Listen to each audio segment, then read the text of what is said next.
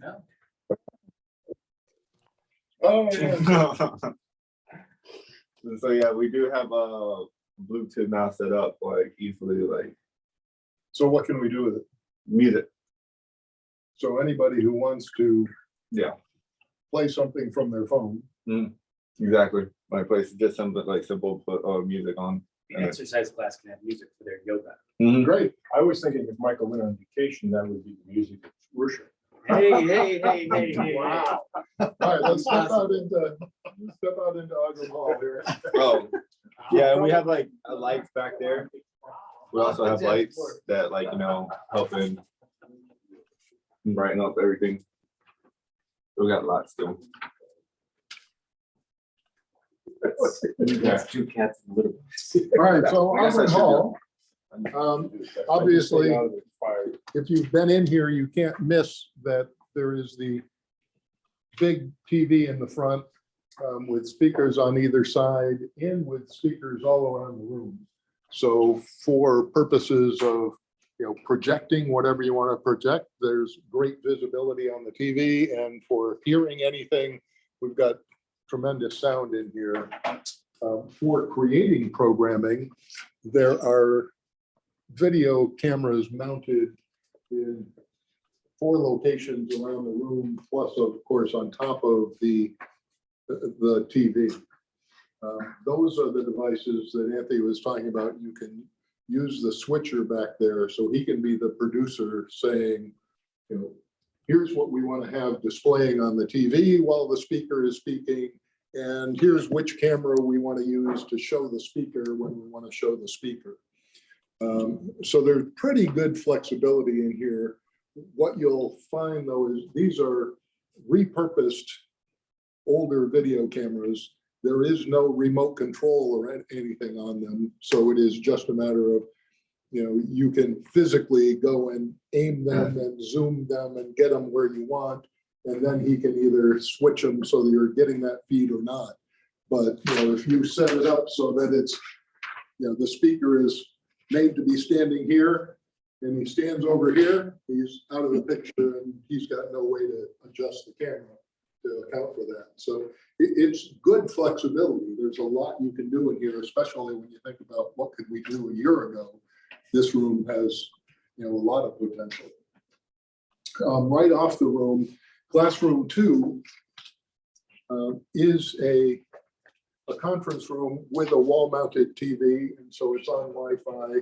So you can do Zoom meetings from in there as well as any other kind of meetings. Classroom 1 and whatever this one is called over Storage here room. are basically 2 storage rooms.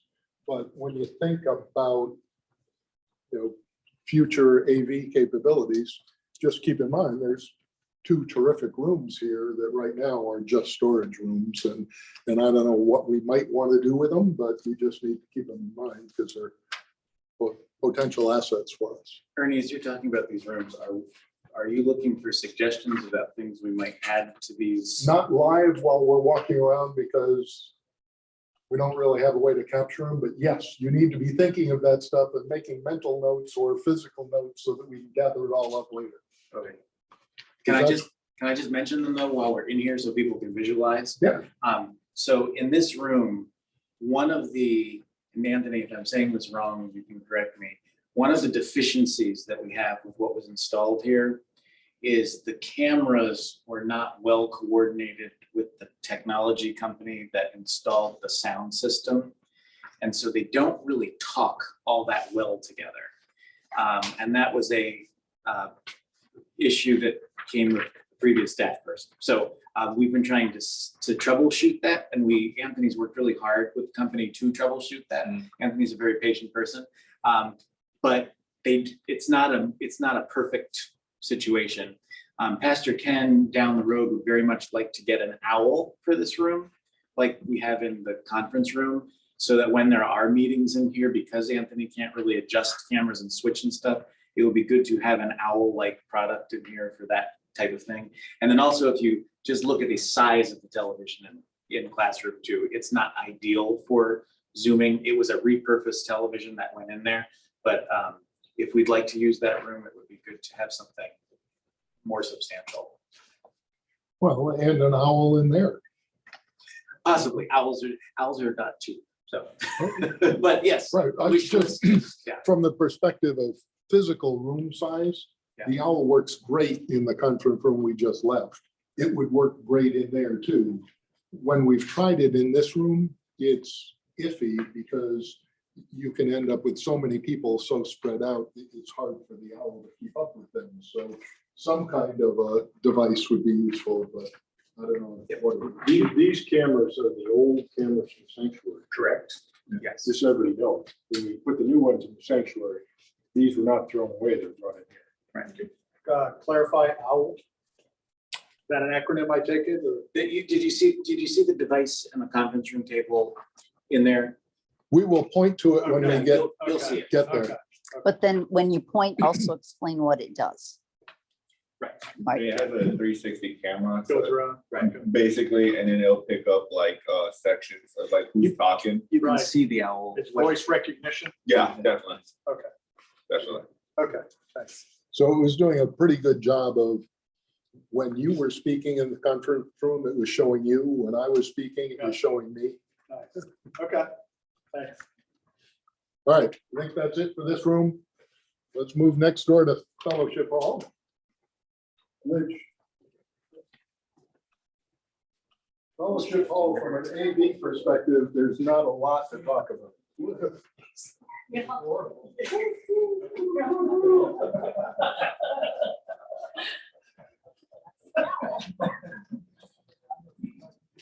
They seem to be having more fun than we are, Marge. Well, I just went to see Ogrim Hall and see how the renovations are going, so I thought that was Okay. interesting. So in Fellowship Hall.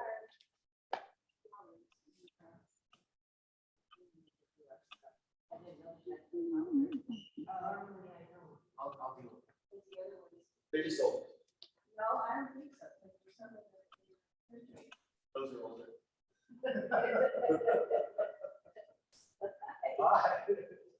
We're doing a little task force meeting here. So-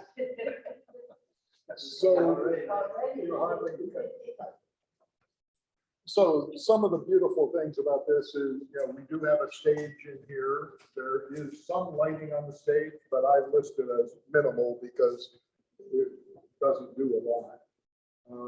You will notice there are these cans attached to the beams along the ceiling. Unbeknownst to most of us, those are ceiling mounted speakers in this room that apparently used to work and haven't worked in quite a while. There's one over there with the wires hanging down. Yeah, Michael, you want to open that little cabinet? There's a mixing board that was put into that cabinet because for a little while, the ceiling speakers worked. Then they stopped working, so that mixing board doesn't do anything now. And these speakers don't do anything. And, for people who have been here for events, you can bring the portable speakers and amplifier in here and put them up there on the stage, but then you don't have balance throughout the room. You've got the whole issue of it's loud if you're in the front, but you can't hear it if you're in the back. And so thinking about, sound in here someday would be something that we want to consider. That's actually pretty high quality. Keep that fire. Right. Yeah, no, that could be a big plus if we did more on stage lighting and sound in here and, some kind of video capability up there. It probably opens up our market for rental space quite a bit. That's what we'll probably do the interviews. Use that back, For what interview? the AV task force interviews. Oh, okay, sure. Yes. At the All right. end of the tour, I'll let you tell everybody the plan for the AV task force interviews. Okay? Okay. Anything else in this room? Okay, I think this is a simple. let's move on down the hall.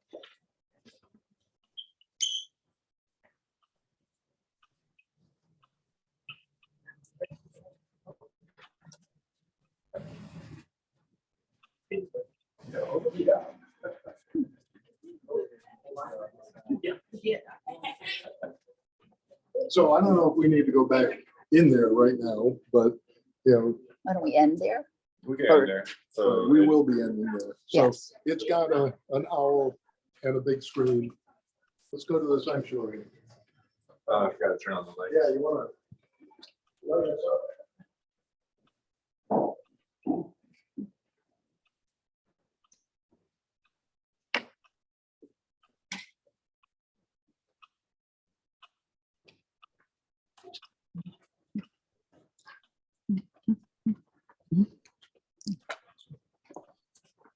So we did, a year plus, well, around a year ago, we did add lighting on the top there to better light up the pulpit and the altar.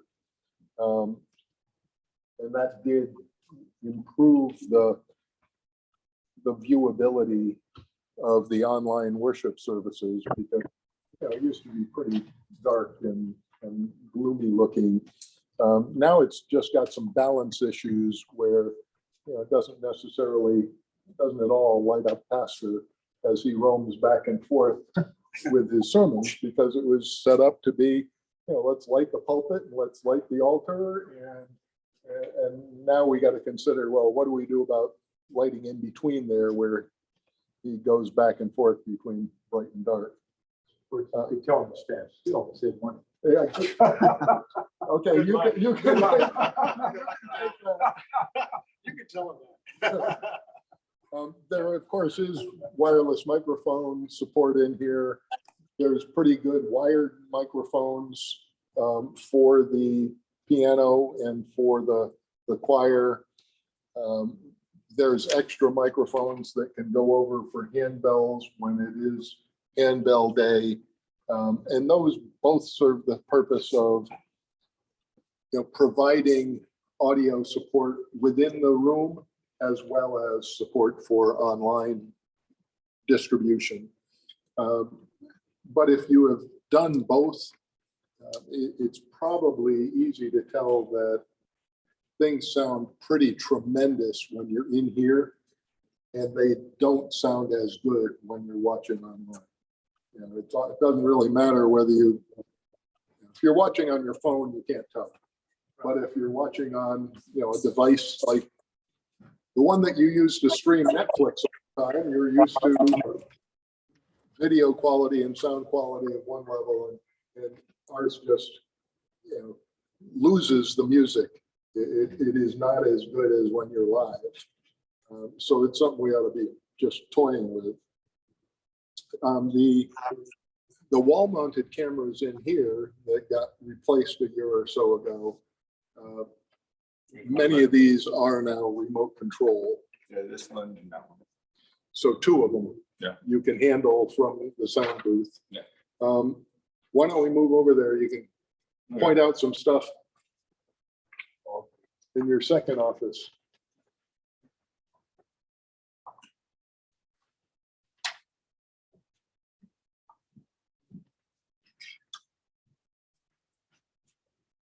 Right here we got like this. You're doing great, Deborah. Yeah, right. I don't know, Sandy, you seeing anything? You want to step up over here? Oh, this is good. Right, step up and Oh, stepping up. I'll show you. Oh, yes. Sandy and Marge, you have a better view than anybody on the task force. Thank you. Not turning on right now. All right, well, this is a lighting board right here. This controls like all the colors and the brightness of like whatever is being projected over there on the altar. So it definitely, you could change the colors based off the theme. Like if we wanted like green for Pentecost, we could easily change that. If we wanted red for, what's red? Pentecost, right? It was like Pentecost and then it was green like days afterwards. So that's what we could do with the video board switcher. We could also record like at times, like it switches on its own. I'll figure that out also. And then this works with this. So this is the IP remote controller for the Sony cameras that are like mounted up there. This allows me to move and zoom in as much as possible. Like if you want to see on the program monitor over here. And so there's like a program monitor that I'm able to like control both cameras side to side, pan, tilt, upwards, downward, zoom in and out. There's also, they both have like pre-settings that I can like already prepare myself. So I don't ever have to like, if I need like a little quick dire situation where like somebody's off camera, I can easily put somebody back on. This is a video board switcher. So while there's two cameras running through here that I can control, there's another camera right over here that I manually control by panning side to side. And there's also another camera over there by the organ where Michael is. And Michael Cam. yeah, the Michael cam. And this is the video board switcher that controls all the cameras, which I could like switch through. And then over here is the 32 channel mixer that handles all the audio in this sanctuary.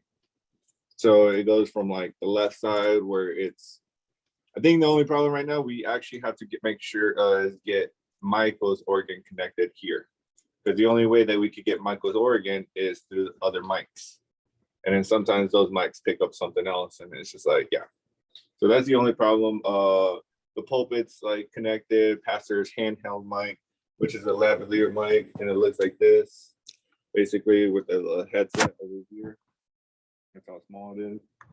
There's it has like two mics inside actually, so it picks up the lows and the highs. He also has a mic for himself. There's a left and a right choir. There's also connections on the right side where the bells used to be. So I could definitely add more channels to that where the bells. This whole system has Adobe Suite, so I could do a lot of Photoshop, a lot of photo editing. I could create logos and I could create videos through Adobe Premiere. So this is why worship services come out pretty darn good online. There's pretty good capabilities in here. Some of the things that are noteworthy, sets us apart from many churches is that there's no video for attendees. If you're remote, you watch the service on video, but if you're here in the worship service, there is no video. That's something we ought to be thinking about, what we could do, should do, might want to do. The other thing, why don't you come back over here? Many of us didn't even know this kind of thing existed, but there is a long-term, old technology on a hearing loop where, if you've got a hearing aid, you can tune in to hear the broadcast, and so that you get a much better, reception. Apparently, it was out of service for quite some time, and we didn't even know it. And it was when somebody, asked us if we had one that we finally figured out, oh, it needs to be fixed. But many churches have this kind of thing and have for years, and it's a good thing that we have. We just need to make sure it keeps running. And then, of course, in the narthex, we've got the one wall-mounted TV. As far as I know, we don't use any audio on it. We just use video to either show photos of recent events or videos of recent events, or promotions for upcoming things. But it's mostly just visual for while people are waiting. Is there a possibility, and I know we don't have many needs for the nursery right now, but we also have adults who sometimes have coughing attack or whatever. It's almost tragic that we've got that there, and we ought to be able to put your live streaming on that TV during church service, so people who step out can still follow and hear what's going on. And that, it's like, I would think that would be an easy fix. If I'm wrong, right? Oh, yeah. We could actually do it in the conference room right now. Yeah, well, that'd be great too. Yeah. Just someplace so that if mom takes her little kid out, she can still listen to the sermon and the music. Yeah, the conference room seems, yeah, that's They great. can hear it in the conference room. You can hear the church service audio wise all throughout the building, but not, you can't listen. Sure. Other It's question? already that way, Michael, but if you're out there, you can hear it. Yes, I'm trying to see where the knob is, but when you're walking around the church, you'll see little, like where a light switch would be, you'll see a black knob. And those control the sound in the ceiling, and you can turn the audio on and off. It's all throughout the building. Other things before we move back to the conference room? Anthony, what are you missing that you really need here in the section?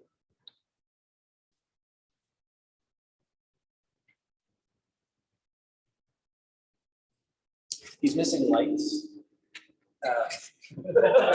Sorry. We installed, if you see up here, these black lights, there's 6 of them poking out. They're what kind of light up the altar area because we were having a big problem with shadows on Zoom and on the cameras.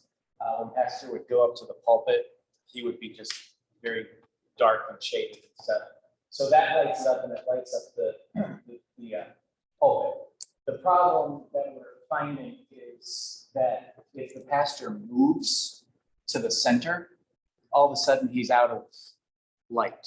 And as you know, on his Sunday morning sermons, he wanders about. Poor Anthony's back here with his arm flailing the camera back and forth. So the center is not, and then anything that happens off that first step is also out of light. So if we had a concert or something like that, the whole front is dark once you step off that front stoop. So we'd like to get a couple of other lights to add some different directional coverage of light.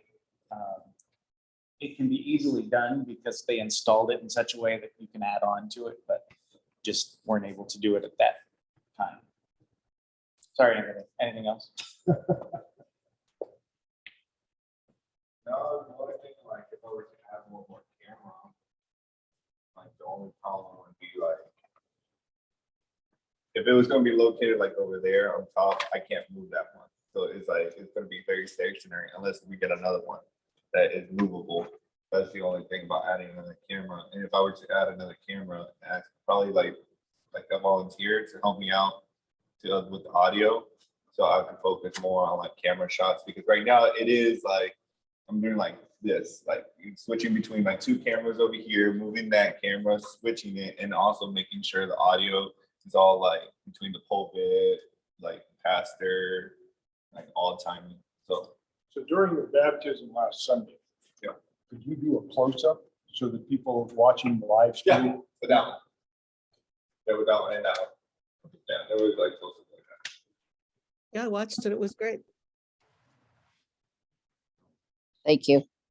Right, but we do have to think that if we want to up our game on how good our broadcast worship services are, at some point, it's more than a one-person job during the service. Yep. Because you can't be, we've all seen TV shows where they show you the control room and there's like 8 people in there. Well, we aren't to that point, but expecting one person to do all the sound and all the video and switching from multiple scenes and multiple Zooms is just more than one person can do. So we've just got to keep that in mind. The microphones hanging from the ceiling above the choir, are those active? Are they enabled? Pre-COVID, they were active and working. That's how the musicians were mic'd on Sunday morning. Then during COVID, when we made installations and such, our former guy disconnected them, and they haven't been reconnected, and we're not totally sure how. So we're working on that. It would be nice to get them back working because they're, I don't know, Anthony, what the right word is, but they have a large radius of sound capture. And there's 4 of them because they were designed to sort of pick up the 4 sections of the group. But we have these black microphones that you see, which are actually really good, but the limitation is they're on stands, and as soon as you bump them, they move or fall, and it's very easy for somebody walking back from communion to knock one over and Sometimes it's in the way of the shot. and sometimes it's in the way of the shot. So those are some of the limitations. Okay. Anything else in here? All right, we're only 4 minutes behind. Let's move back to the conference room. And then I guess you'll be, I'm Going back on. muting. I'm going on mute. I'm going on mute as we go to the conference room.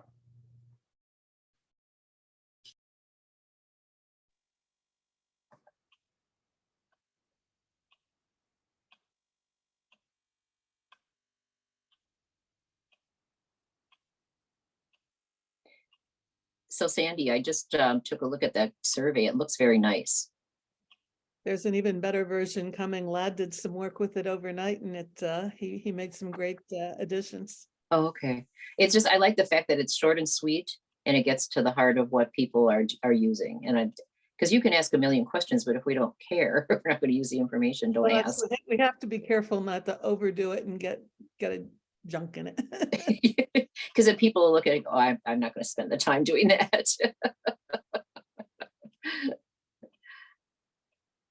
So how is your weather? Cloudy and cool. Oh, is it? Oh, we're Yeah. hot. Yeah. It's like going to be 88 today and 90 tomorrow. Yeah, I don't even know what it is right now, but they're calling for rain the next several days off and on, just showers. Yeah, we're supposed to 64. get, we have had like hardly any rain at all, which is unusual in Wisconsin. We usually get all of our rain in May and June. And we've had the driest May on record, and June is going in that same direction. It's very dry here too. 64 right now, so it's chilly. Oh, we had that last week. so I we're, can't talk if we're muted, so well, somebody else you're has gonna to talk run to the. the- Yeah, we can talk to See the Be owl? up there. See Got you it. on the screen? Okay, good It news. pointed to you All and right. it's, It recognized it me. knows here. you and I are talking, and so it shows both you and I. So did everyone just notice we just got our owl tutorial? Okay, on what the owl does. It hears our voice and it puts us on the screen. Okay, so, Could you Yeah. show it to us, Deborah? yes, indeed. Yeah, good idea. Good idea. Is it, I can't tell if it's on. Yeah, Right so here. it's this Yeah. Let me take it. little 1 foot tall cylinder. Other way. There you go. There you go. What does Very one good. of those cost? Probably think like 1,100. Yeah, maybe a little more unless it come down recently, but It does like a 360 view of the camera, and then like you see how it just picked me up based off voice. Yeah. So anybody else like you try on that side. We're on different sides of the table. So go ahead, Steve. I'm sitting directly across from Anthony and now you see it found me. That's great. that's how like the camera view looks. It's actually really awesome. Yeah, so for this size room, you know, with this number of people, it's pretty darn accurate and can pick people up. And, you know, Sandy, you do lots of meetings remotely with people in this room. And, you know, do you find it to be a adequate way to operate? Yeah, it's great. It's great. All right. Okay, so we have been on our field trip. So we have choices of what we would like to do now. This is a good time to download any ideas that have come to you as a result of the tour. Because now, who is the note taker of what the good ideas are? Who's going to take those notes? I got paper. I didn't bring a pen. So. Oh, okay, well, I can do a pen. All right, I got so one too. here's your data. All right, so Steve is going to capture any ideas or reflections that people had as a result of our tour. All right, any surprises to anybody that they had? Surprises? We have more than I thought we did. Yeah, Okay, me too. okay. A lot of equipment. It's my playground. One thing that I think might, excuse me, let me do that. One thing that I think might be helpful is as we think forward, it's thinking about, this is the stuff and this is how we use it now, or this is how we could use it, because I think technology is interesting, but if we can't translate into how we are using it or how it could be used more, I think that would help. If we were surprised, think about the congregation who doesn't know what's going on. And as Marge is thinking about how do we share things that are going on with the task force, there might be little modules that we could educate as a, and this is how the exercise people use it, or this is how the quilters use it. So I throw that out as a possible frame of how do we translate into what technology, what we have and how it is being used, and then that spark of imagination of how it could be used. I was going to ask a question. When, for instance, the owl in the conference room, not all meetings use that, do they? That's what I thought, because when I'm on Most- the foundation meetings, I don't have this kind of vision. Well, so to get out there, and one of my biases, I have a bias that we've got to be thinking about self-service for Zoom sessions. Because now we're always counting on Michael or somebody from the office to bring in a device and get us set up and plug us into the owl and make everything work. And do we need to think about, no, how does it just be where you walk into the room, you hit the start button and it just goes? The same with Ogrum Hall. That's such a great place for Zoom. They do exercise class in there, but it's the same thing. Before exercise class, somebody has to go down there and set them up, as opposed to, I'm here and ready to use it, let's go. So Sandy, if they don't all use it, maybe they should be, because it should be easier. Right, right. One of the, to tag on to that, one of the ideas for the Ogrum Hall technology upgrade was to have that kind of self-service. Anybody can come in and do this. Unfortunately, there's so many variables with, are you using a Mac? Are you using a PC? Or even if we've just discovered there's different versions of Mac OS softwares, that if you're using one Mac with one operating system versus another, it doesn't necessarily work. And so the recommendation that the technology company said is, if you want anybody to go in and use that capability in Ogrum Hall, you really need a dedicated laptop that lives on the wall, that the exercise people can use and Sarasota County people can use when they come in and whatnot. We don't have that right now. Well, perhaps the same for this And it one, will be right? the same, a dedicated laptop here sitting on the table that, because asking people to bring their own is, there's always going to be a problem, or somebody won't have the right hookup or whatnot. Well, and in the world, in the world of full disclosure, the last dysfunctional task force meeting we had with our technology, someone did that very thing. Instead of using our laptop that's dedicated to that conference room, they came in and switched theirs in, took our sound cable out, and then at the end, they just left.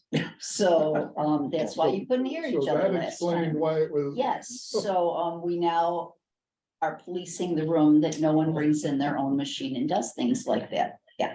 That's an interesting We other learned during that experiment that helped us find out that that happened. just an interesting other topic that maybe we ought to be thinking about is the security for our equipment.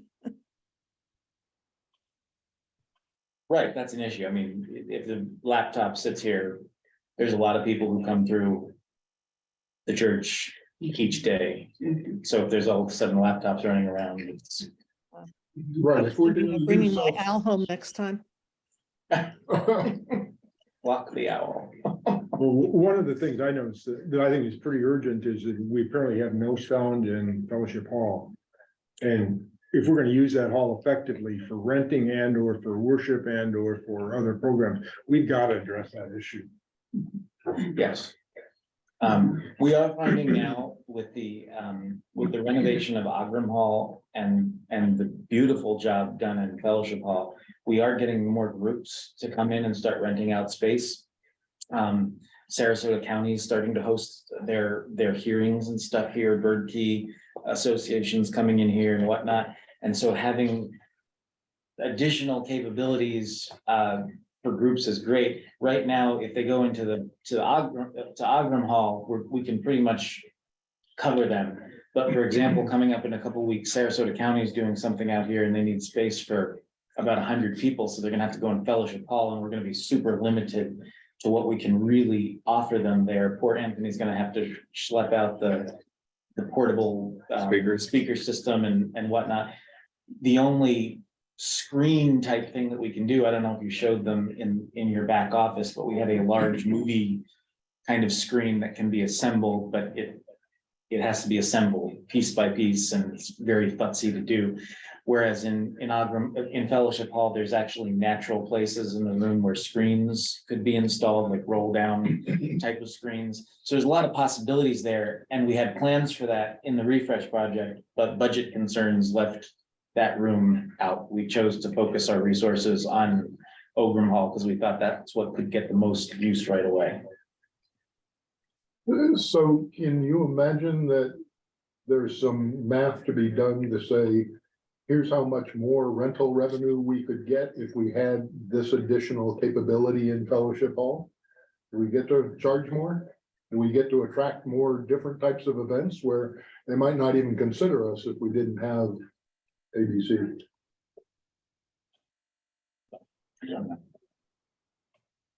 This seems like something we should think about, that, you know, if we really think that some of this can be offset by revenue.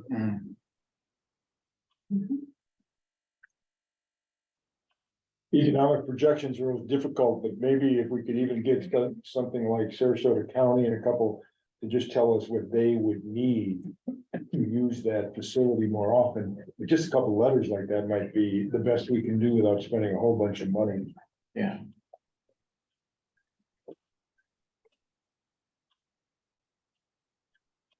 Other thoughts, comments, reflections on our tour? The speakers in Fellowship Hall, would they work? I mean, or they're outdated and don't work, or? I believe, if I'm not mistaken, the real problem in Fellowship Hall is the soundboard.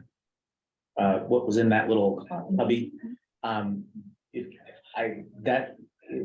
forget how old he said, the guy estimated he thought it was, but several decades old. And just didn't think that there was much we could do with that. So his recommendation was to buy a new soundboard, and a new soundboard would cost somewhere in the neighborhood of.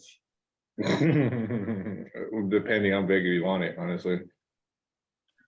I think we were looking at around $15,000 to replace that. That exact one, right? Yeah. Yeah, that like for like, but then we'd also probably at the same time want to replace the speakers because the speakers are just as old as that, and there were problems with those. So when we had Focus Technology quote the project for Fellowship Hall, it was for a brand new sound system, soundboard, speakers.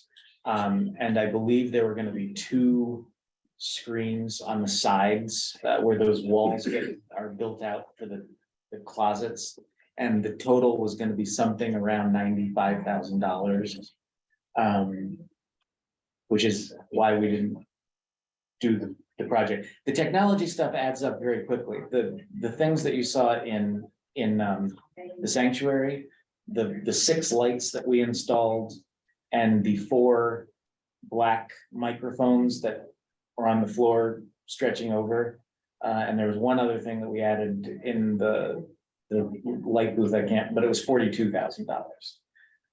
So the stuff runs not cheap.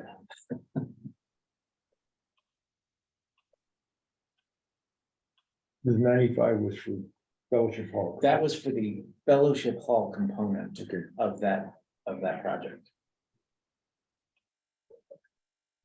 And I'm assuming, so that's not a good thing to do, is that whenever St. Armand's Key Lutheran Church so far it's we get 3 quotes when it's gonna be something over $25,000 or something? Or is it they are our exclusive provider? So at the beginning of all this process, when we started in there, we did get different quotes.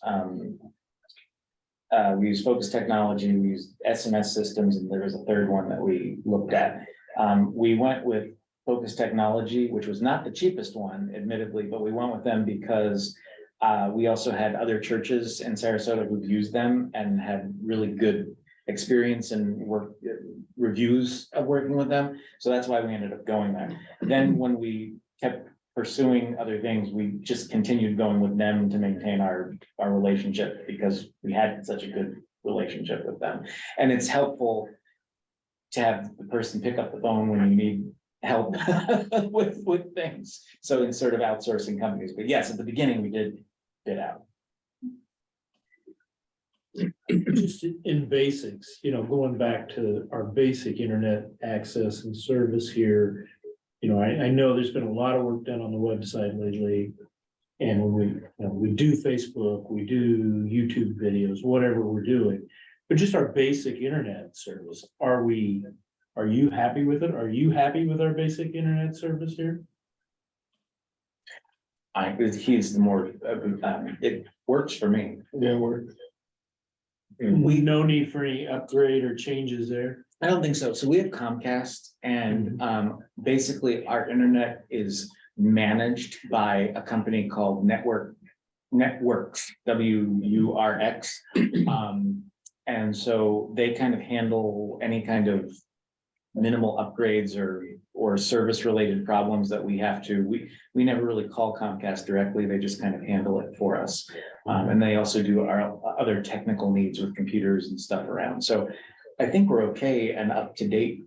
I think. And most of our members, I think, I'm not gonna make that assumption. I'm not gonna make this assumption.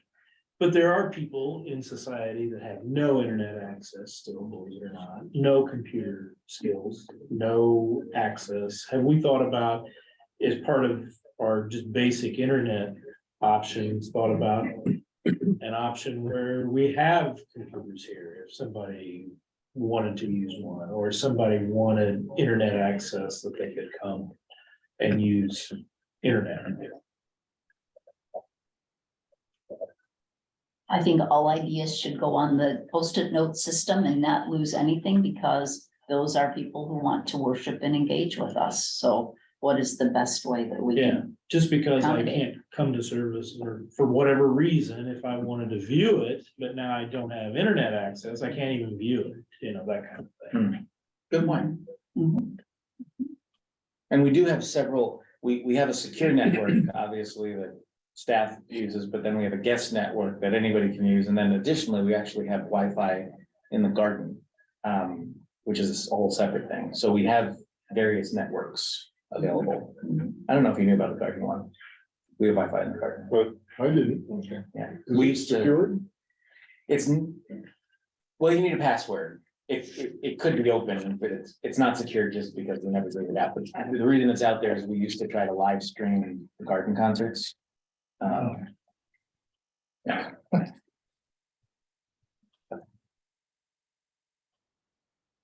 Hey, there's looks going back and forth. I don't know how to picture that in the notes, but do mention that there were side glances among people that have a hidden code that we don't know what that is.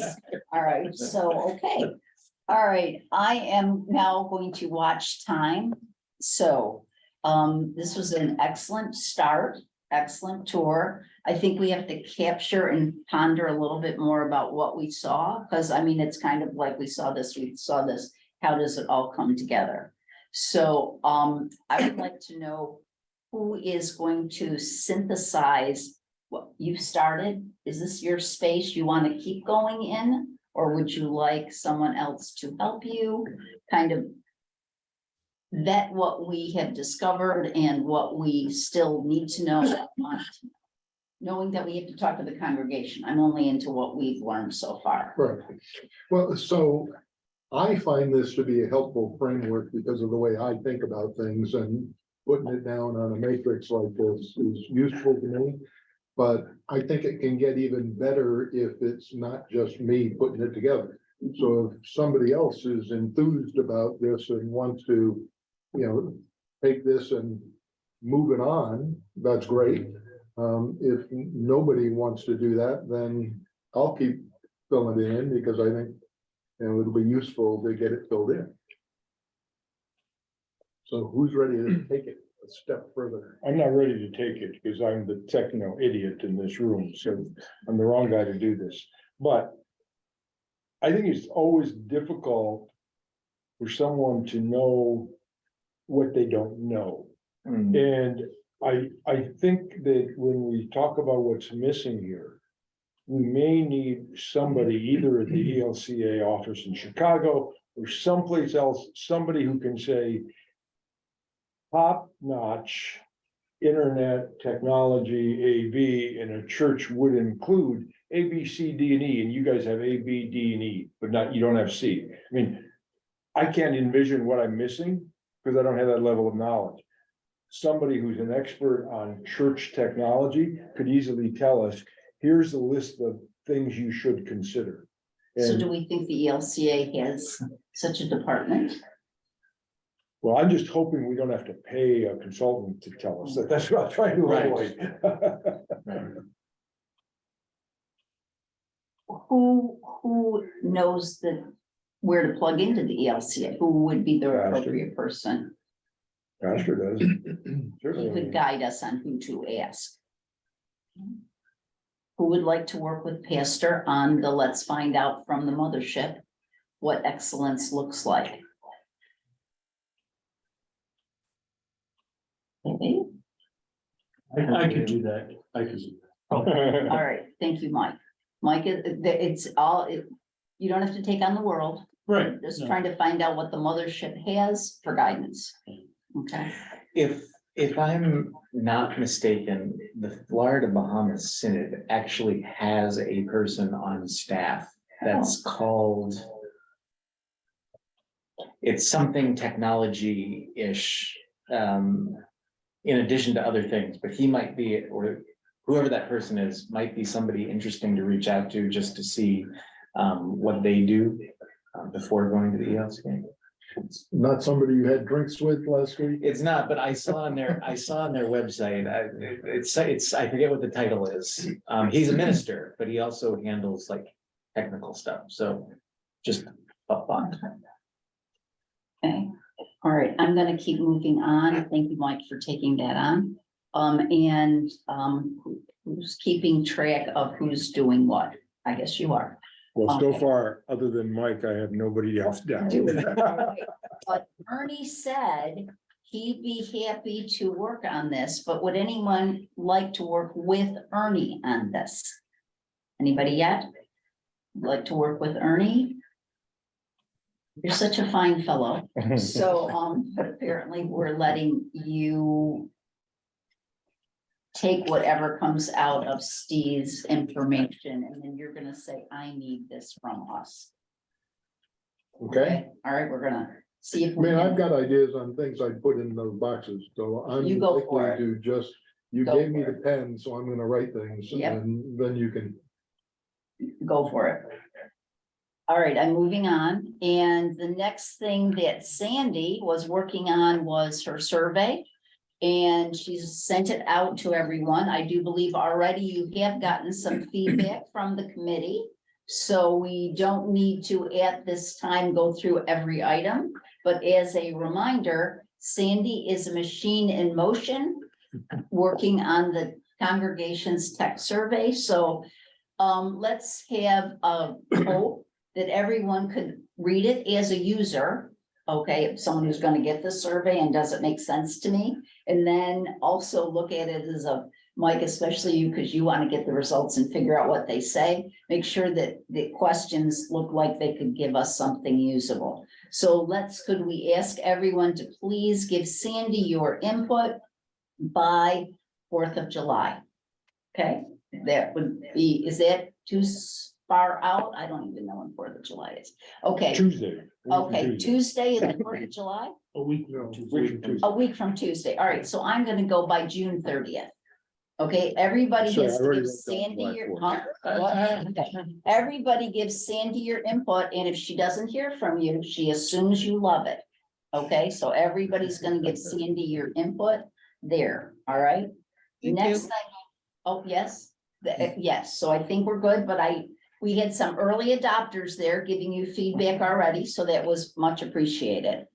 Then we're gonna go to Anthony. We now are impressed that you have a green screen and cameras that are impressive. So what is the plan to capture a video of this fine group so that we can include it, a link in keynotes or wherever Marge is going to share the Who We Are department? So timetable, what you would like us to do to be prepared for that. I think it's just all about like scheduling, honestly.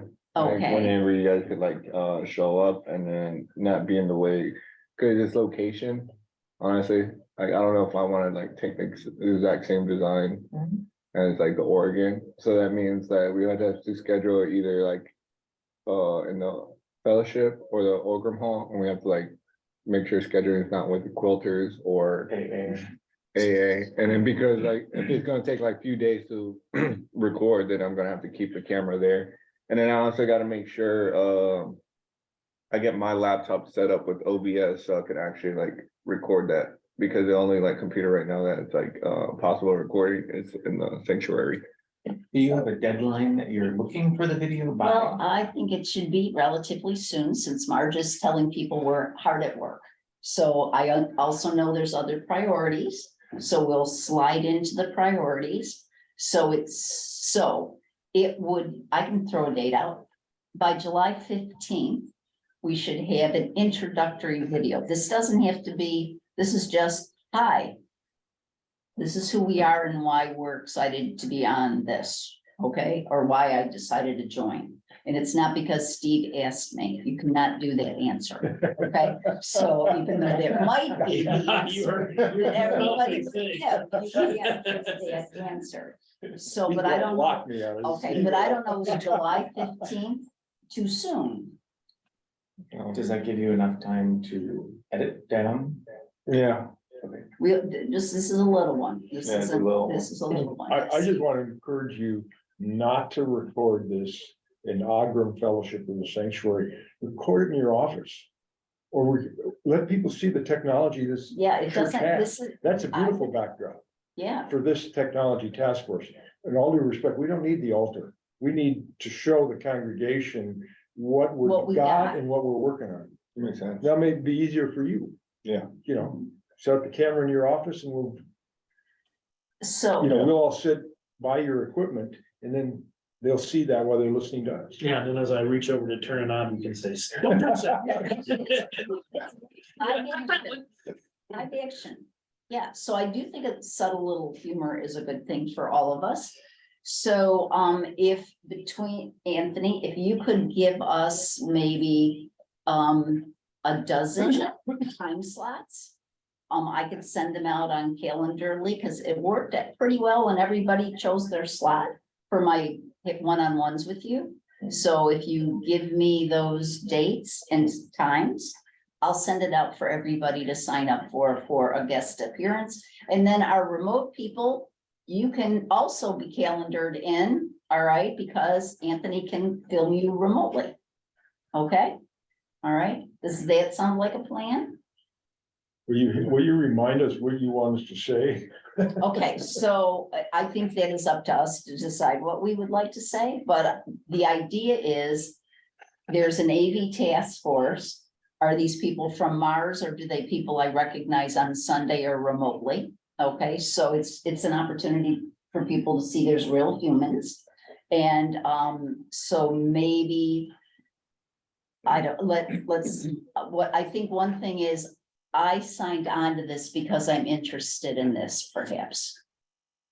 Okay, there, if everybody had their own, I'm interested in, or I hope, that might be a good question for Anthony to ask each one of us. But if anyone has a best, Sandy, do you have a better question on that, or we could have That's a one or good two one. questions? Pardon? That's a good one. Okay, so you know what you're hoping, why you joined and what you're hoping out of it. Okay, And you cannot say you joined because Steve told you to join. Okay, that doesn't fit. All right, okay. All right, so you're gonna send me dates. I'm gonna send them out to everybody, so you can sign up and come in and get behind the green screen. We all good with that? Okay, great. So just to put some dates on this.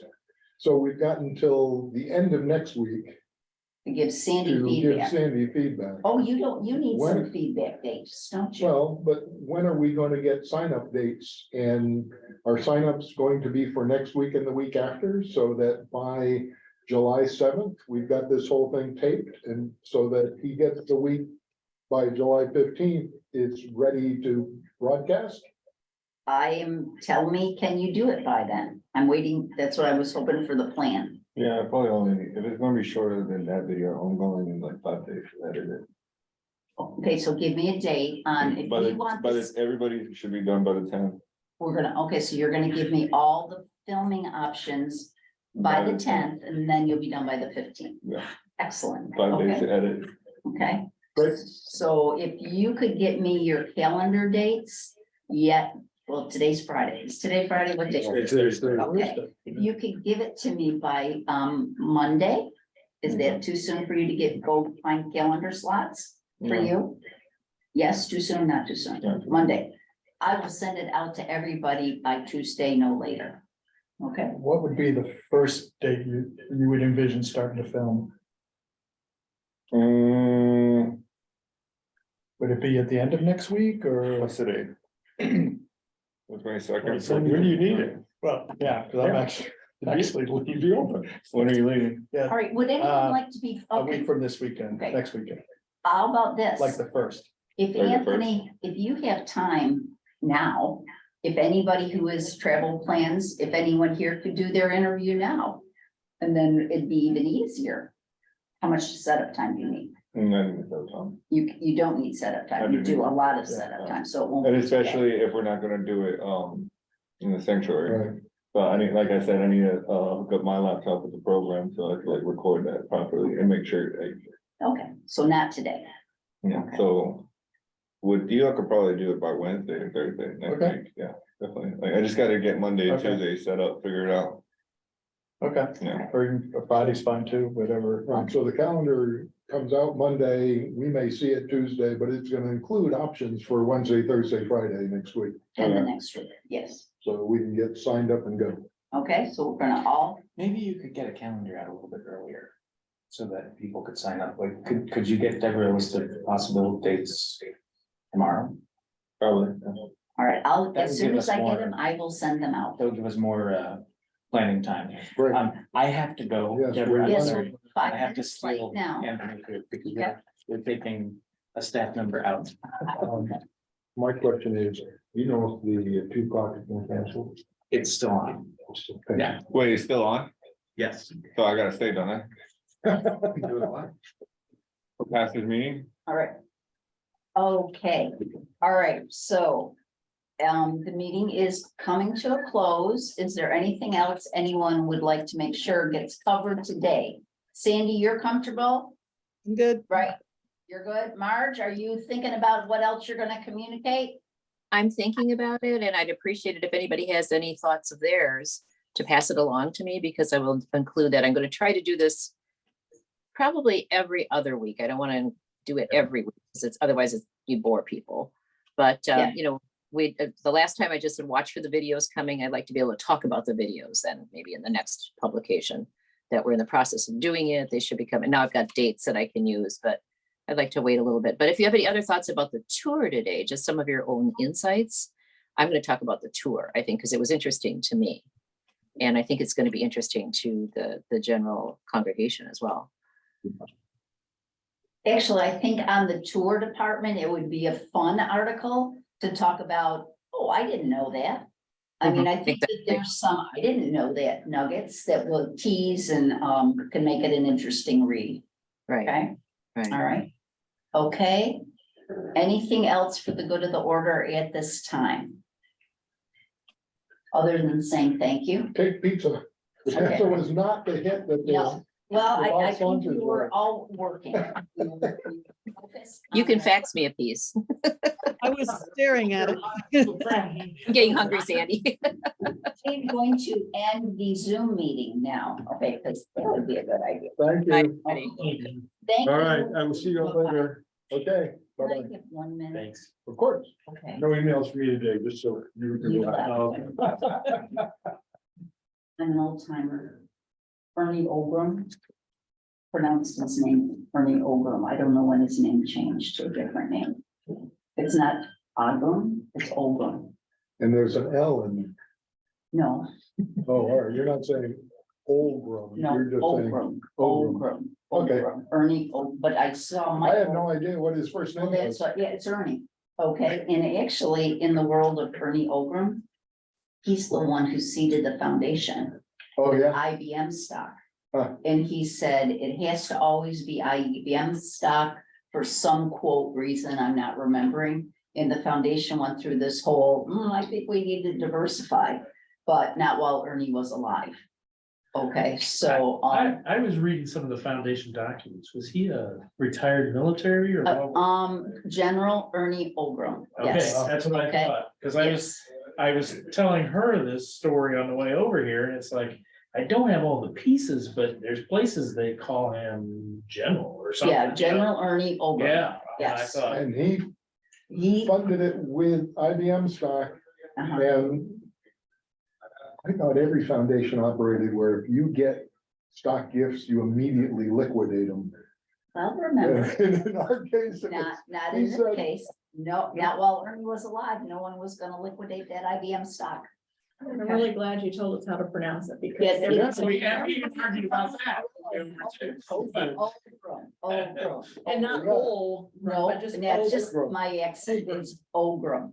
Ogram. Yeah, no, that's great. Yeah. Okay, so, I'm sorry, the old timer just. had to No, share. no, you've Okay. gotta share your wisdom. Yes, So, okay. so is there a meeting in here? Or is it out?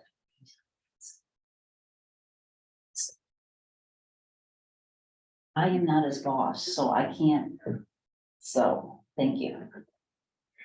Yeah, I think he's a, well-intentioned, good young guy, but isn't used to being execution focused. It's like, can you do this? Oh, sure I can. Well, what are the steps you're gonna take and when are you gonna take When I take them? them. So I'm so, yes, thank you for helping on that one. Okay, all right. The people who are not on the call today, I don't think are gonna help with this. Okay, Well, and, yeah, since we didn't start recording, I got pretty quick. It was, I didn't get the prayer, I didn't get the, yeah. so did you stop the video before the end, or did it just automatically? No, I just stopped it now. When you ended the video, it ended the, Yeah, mean, the when the you whole end this meeting meeting. was recorded. all right, so maybe somebody will wanna see it. Who wasn't? Well, that's the involved? problem. I'm going in who can help on this. It's not Jane or Fred. Right, so That's it. That's all. Jane and Fred, it's interesting for them to, No, Watch it. they'll get the vid. Oh, no. Everybody gets No, the recording. I'm thinking more, I'm taking my wish list, my brainstorm That you list put that I there. sent you. And just fill it into here Okay, as a, starting point for discussion. okay. And I also will give you, in one of my polls I did, they wished.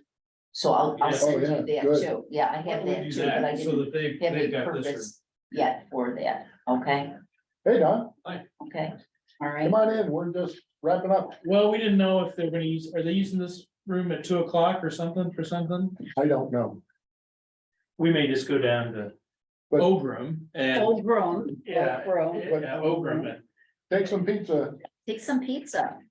You didn't, you and Lynn didn't eat. your Well, pizza. You're not. It's. Oh, this is open, well, we'll just stay in here, and then we can eat the Then pizza. you can Don, eat we the got pizza. pizza for you. Okay. Okay, Right. Yeah, I ate salad before I came, and then that pizza smells so good, I can't, it's all I can do to get my hands out of it. This is a nice title. I don't know who was sitting there, but I like that. And that ain't happening. There, yeah. So, thank you, Steve, but, Look. Yeah, I was surprised. Cheese and pepperoni, how many you're gonna think pepperoni was laying here? Sure that he's trying to be helpful wherever he can and doesn't understand what he's agreeing to. I think, well, I'm gonna talk to supervisor and see what I can be helpful with on that, okay? Thank you. All right, okay, I'm gonna go back to work. Yeah, thank you.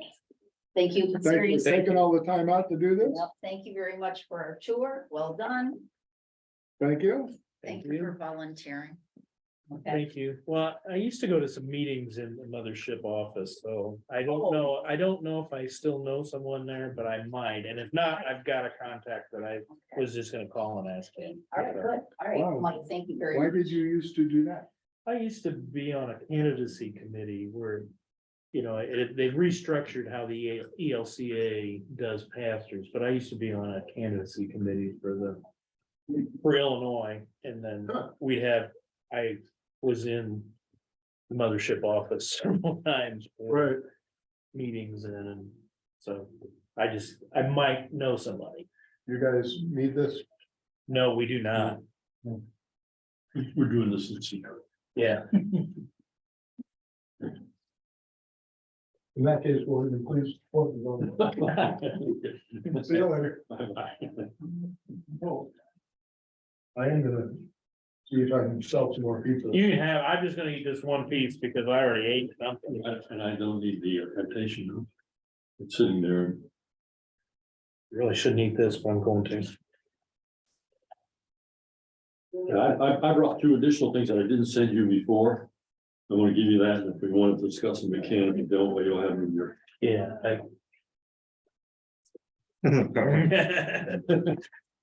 Just take the boxes and all. Take the boxes and all. Take the whole box? Yeah. Yep. I don't want to eat the whole box.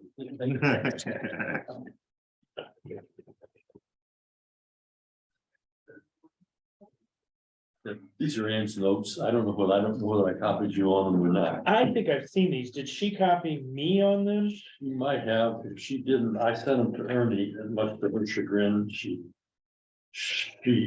didn't realize that I mean, he's the co-chair of the committee, and so I think he needs to see them. And I wasn't asking him to rewrite them. I'm just asking him to look at it and see. And she got a little out of joint on that, and I had to.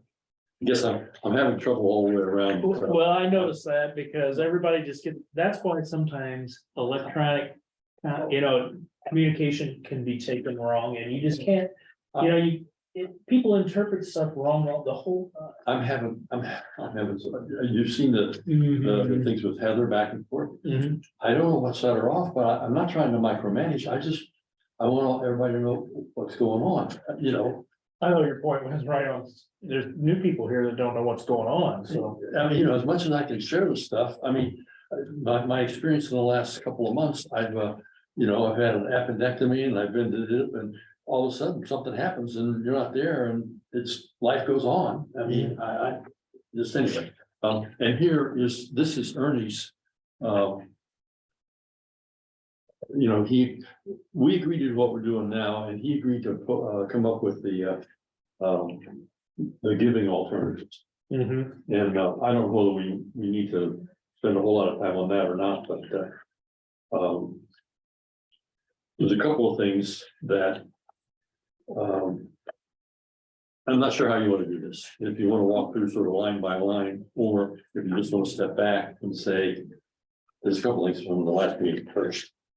I felt like the group was trying to redo what the foundation is doing.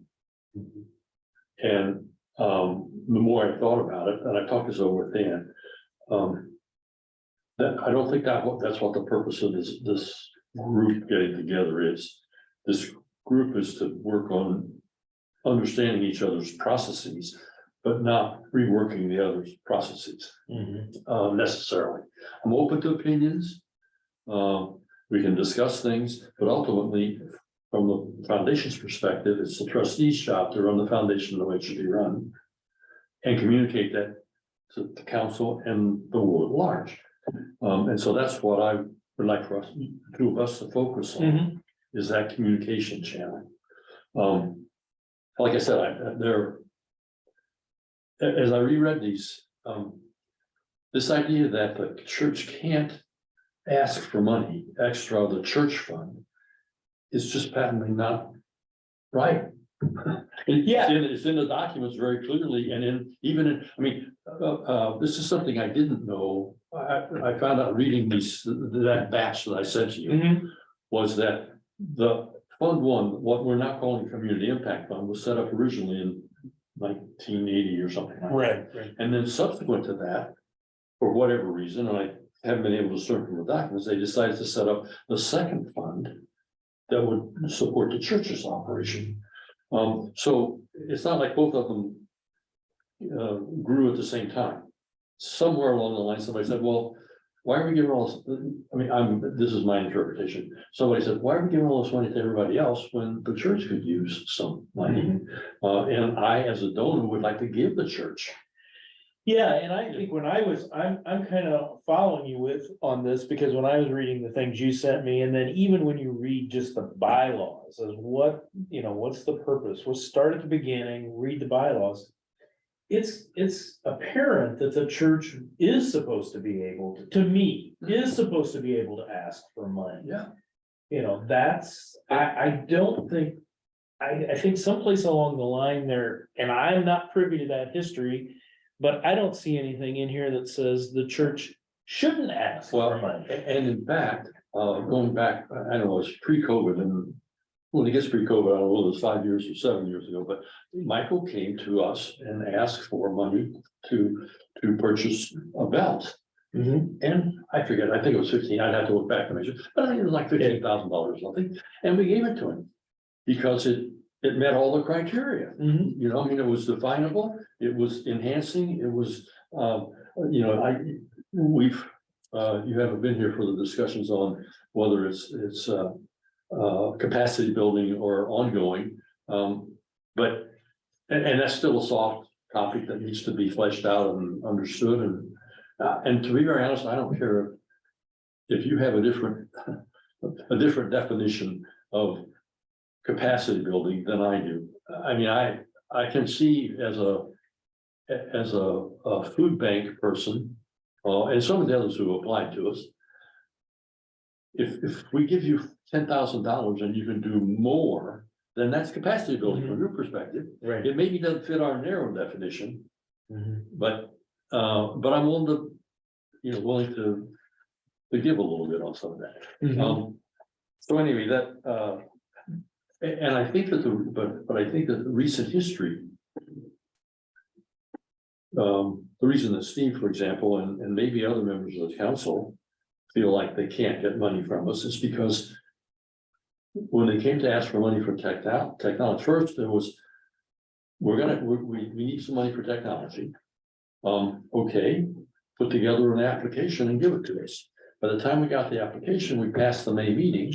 And at that point, we said, well, it's probably not going to get an official vote until September. And serendipitously, Steve was talking to a donor and said, we really need this, we really need to move more quickly. And so somebody sat down and wrote a check for $15,000 and gave it to him. Great, but somehow that got interpreted that we weren't going to do anything. That wasn't the message that I thought was conveyed to them. It was, yeah, we saw the surface of it, we don't know how the trustees are going to vote. I mean, I can tell you that at that point, I was just the grants committee chairperson, and I had talked to with Roger. I said, fine, but there'll be a debate because there may be somebody on the trustees who are going to say, well, wait a minute, that's something that the church ought to be doing in its budget, or what, whether or not they have the wherewithal to do it. And that debate's going to go on. Yeah. And I don't think we'll solve it. You and I probably can't solve it. And the trustees can't solve it, and bringing more voices into the No, it is mix makes is more not, noise, right? is not gonna solve it. Yeah. It's just gonna be a bigger Yeah, discussion. yeah. And so anyway, that's okay, but I think you've answered one question. As you read this, I see no reason why the church council or whoever can't come to us and ask for, and fill out the form. And we're still working on making the form, the application form better and more. And I'm glad that Heather is, she's got some contacts in the broader community that go through these drills that I certainly don't have. And if she can get more, information or more insight and make our application process more pointed, great. I'd like to see that. I don't, but in my latest message to Ronnie, like I said, I don't expect you to do a whole lot or anything. I do appreciate when you weigh in and say, yeah, and if you disagree with something I say, I would like that feedback too. I may not like it, but I'll hear it anyway. The thing is, with only 4 meetings a year, there are things that come up in between times. And I think there's a general agreement that it's okay to electronically notify everybody, get the feedback. And so far, the feedback has always been the same direction from everybody. So we haven't had a split vote. I'm not sure how we handle a split vote. Yeah, if it came up that, we had 11 votes and 6-5 or something. Yeah, then I would probably say, well, we're gonna table that until we all sit around the table and really flesh it out. And if that means we miss somebody's deadline, well, we're sorry. I mean, I don't have a problem going back to somebody and saying, this is a tough nut for us to crack and needs more review and discussion internally, and we'll get back to you. And if we miss your time frame, I'm sorry, but Yeah. I will say that latest one, you got the Samaritan Counseling, a copy of the Samaritan Counseling traffic email back and forth between Heather and me. That's the one where she wanted to know why was I rushing it. I wasn't, because the fellow that I talked to the last time, he did come to us earlier in the spring and say, can we have money for this year? And the answer was, it was too late, And so now he's asking for 2024. So he paid attention. Yeah. Unlike my friends from the pregnancy group, just keep hanging on. Okay, so I guess, what would you like to see us come out with to go to this group next Monday? Because that's our next, whatever it is, Thursday, Tuesday, whatever. I'd like to develop some, look, we've looked at these documents. And here are the issues that we identified. And let them know. I mean, which one, do you want to walk through one of them in particular, or? I don't have an agenda as far as this is the order of how we should do this.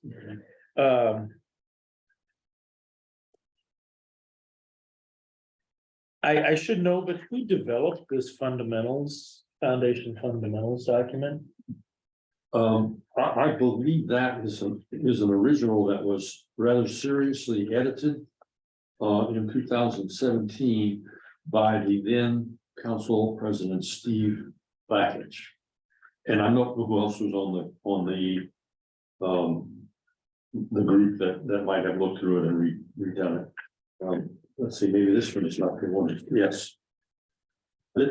That's what this is what I'm going on. Is that right there? Yeah.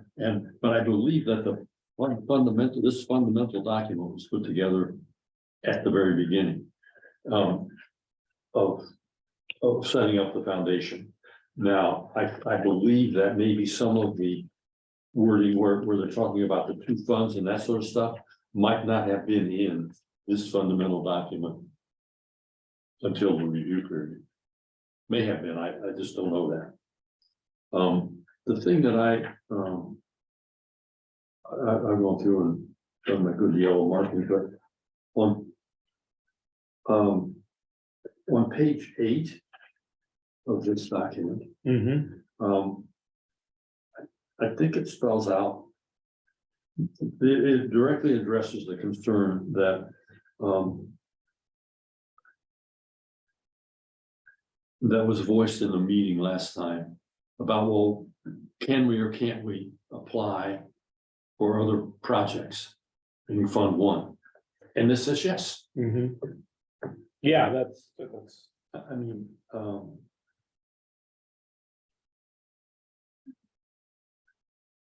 So, This charger, you can have it all. like, I was looking for pizza, it's all gone. It's pizza. So I guess that's one point that, that we can make, and that is, in the foundation, in the fundamentals document, it's very clearly spelled out that there's no prohibition to ask for money from Fund One. Mhm. Okay, so, I'm gonna say, okay, claim church. Ask for.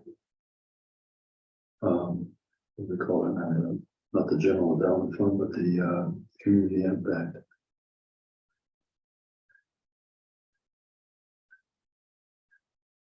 And it's yes. Page 8 of fundamentals.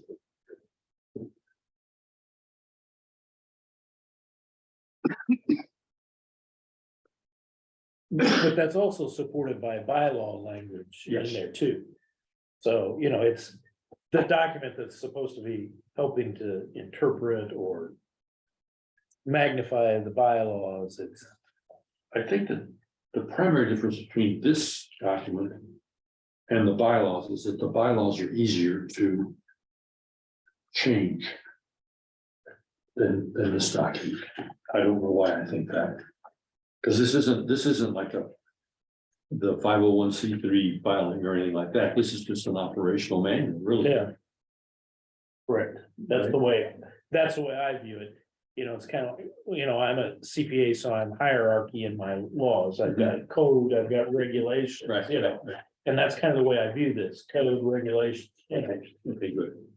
The one question that came up for me was, and here we maybe doing some, I may be addressing an issue that I was uncomfortable in, that I felt that our discussions last meeting were trying to change the way we were doing things, the foundation were doing things. And now I'm going to suggest that, why is Michael not using the foundation's methodology, resources as a resource for the organ fund? Isn't that going to drag out over a couple of years? I mean, he's not going to get it closed and be able to buy it by the end of this year, right? No, I don't think so. I mean, They've got the seed money, but they. Yeah, they've got a fair amount. I don't know how much they're going to need. That, I mean, Roger pegged the number of between 50 and 75,000. I don't know where he got that number, but Yeah. but because I think it probably costs more than that, but I don't know. But it would seem to me that it would have been a smart thing to say, look, I'm going to give you the money I have and invest it wisely for me, and I'll come back and get it as and when I need it. Mhm. Now, I know there's an investment committee in the council. I don't know, I believe they're maybe a little more conservative than we are in terms of investments. Yeah, and I think that's, Pastor was saying that last week too, that. Or no, that wasn't coming from him. I'll tell you where I heard this was when I served on the audit committee.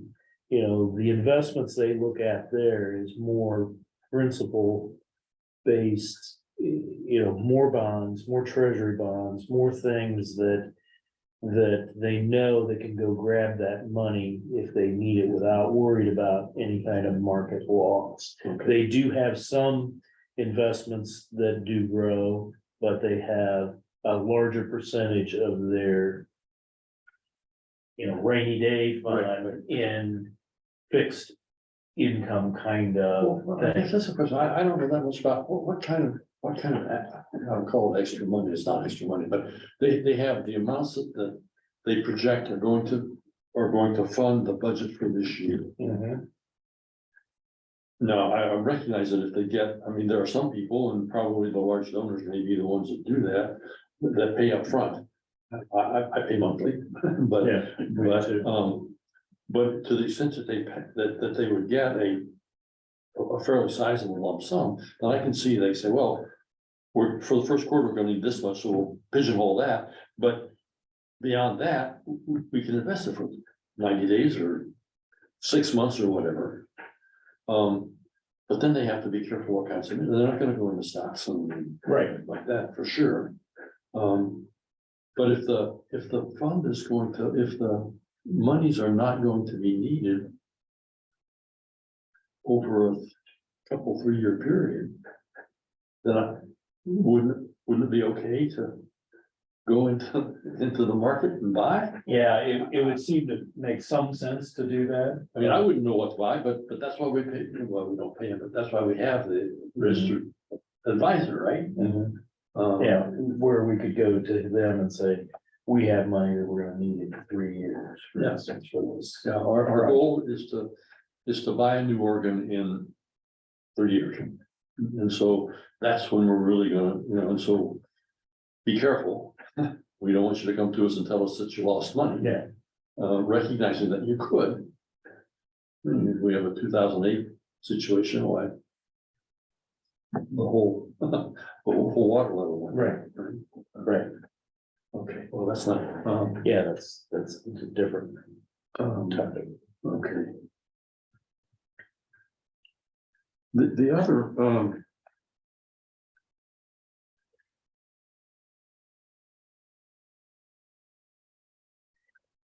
mean, I don't know that we, what we committed to was to make sure that any of the things that we discussed in the meeting and the other day, as far as what we would do, we're not contravening by our documentation. Mhm. And I don't think that's the case. I don't think so either. I think that was the big concern was, oh, well, we can't really take it from the Fund 1. It's gotta come from Fund 2, or why can't we get more from Fund 2? Well, I think. Or why do we have to specify when we get Fund 2? I don't think that matters. I think if the church wanted the money out of the church fund, they could have it day one. Well, that's, except that it's,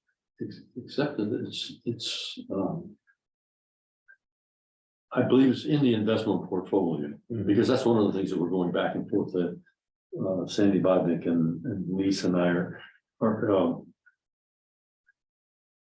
I forget his name now, but our investment advisor is very concerned when we need the $87,000 that we have now. Tell me when you need that money, and then that will help me invest that money. Well, that's hard for us to do, but basically, we went back to him and said, okay, we've already dispersed this much the first quarter. Now, the remainder divided into thirds. And if we need to, have it sooner than we anticipate, we'll work that out. And that helped him enough that he now knows what he's doing. So I guess if the church doesn't need the 24,000 or 27,000, whatever the number is, in January, then they shouldn't ask for it, and they don't. But there's no reason why if you got an insurance payment due the 15th, take our money and pay the insurance. Right. Right? I mean, because somewhere in here, and I'm not sure which one of these documents it was, led me to believe that that when they set up the fund, they expected that it would be like one check written at the beginning of the year.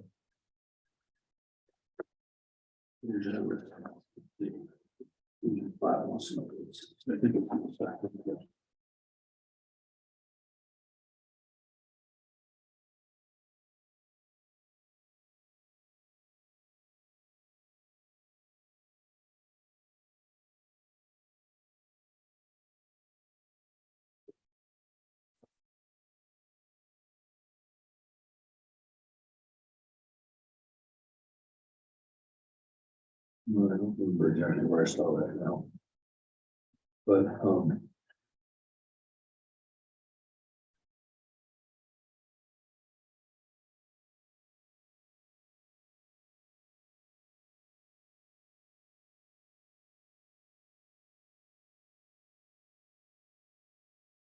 let me give you something. Well, No, it's kind of when they talk about the church endowment fund here in this document on where I'm still on page 8. I went Yeah, back to yeah. page 8 yeah, and it's, managed separately, but the general endowment awards grants to the church, to our church, or to other not-profit organization. The other funds can just be used for any purpose. It doesn't say at any time, but it leads you to believe in this reading that it, hey, it's yours, do what you want. yeah, and that's exactly what, I mean, once in a while, somebody will say, well, why don't we somewhat incorrectly. I viewed what is called the general endowment fund here as the foundation's money to do with it, what the trustees think they should do with it. The church endowment fund is the church's money, and we don't tell them what to do with it. It's, we're just maximizing the return on the corpus for you. And then we give you whatever that maximization is, and you do with it what you want. And I don't think that, I mean, like in our meeting last week, they were talking about, well, why don't we sort of partition a certain amount of the money in the endowment fund, in the general endowment fund, goes to church purposes. Well, no, that's not, if that's what would come out of these discussions, I'd have to say, no, we can't do that, because these are our guiding principles, right? Right.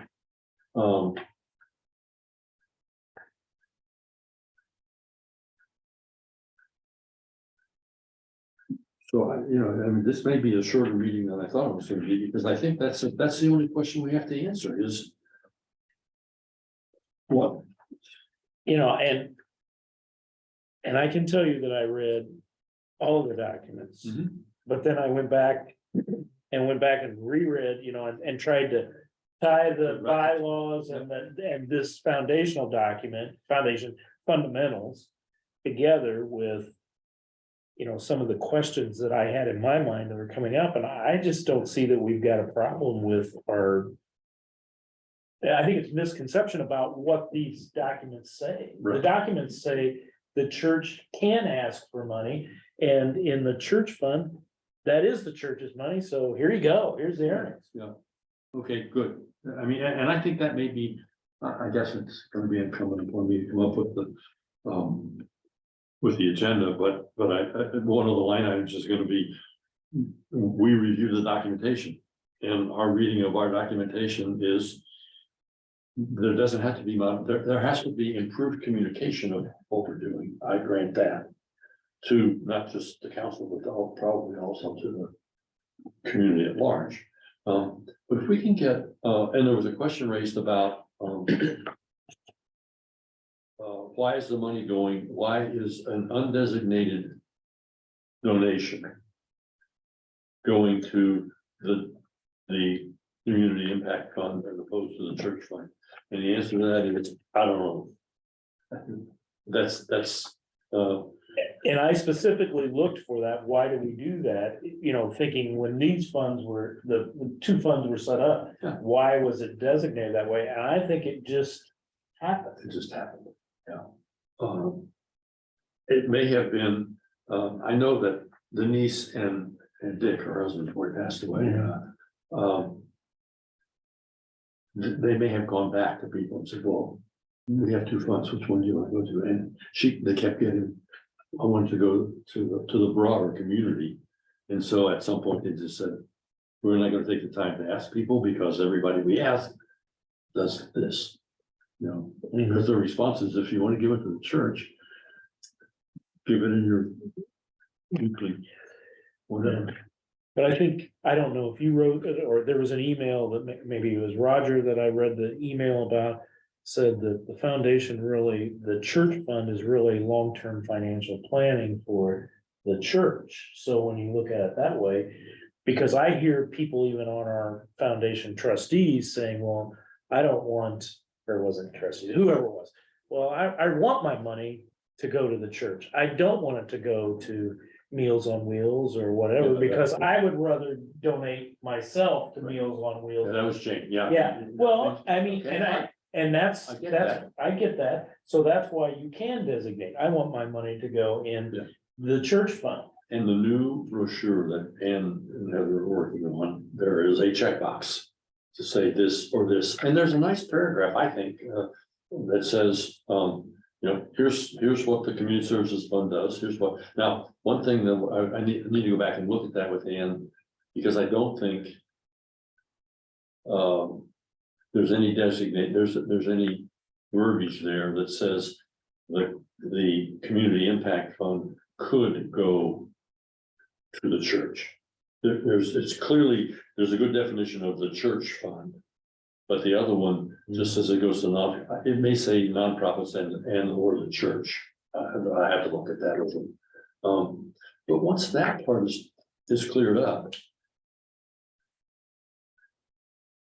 I don't see anything that I would want to change about the way we're doing necessarily. I mean, you know, we've all seen the spreadsheet that we use for scoring, and that needs to be looked at on a continuing basis, maybe officially once a year, to bring it up as an agenda item.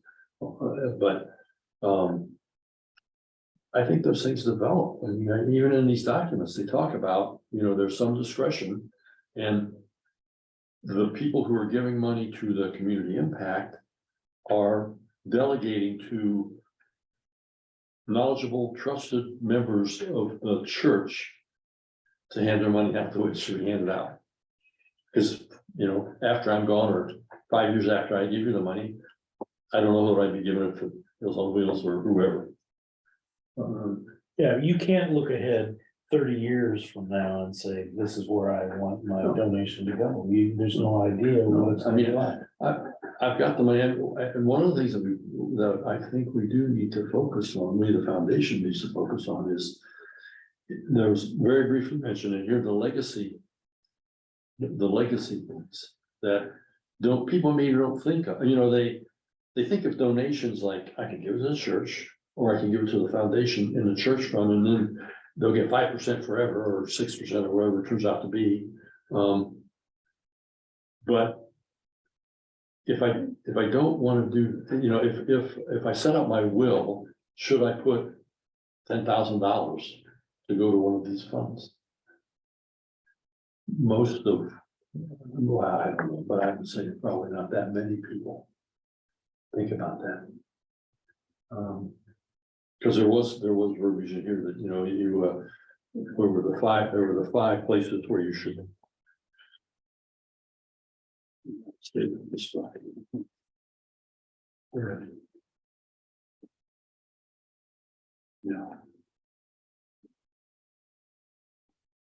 And I think that, you find that comes into his,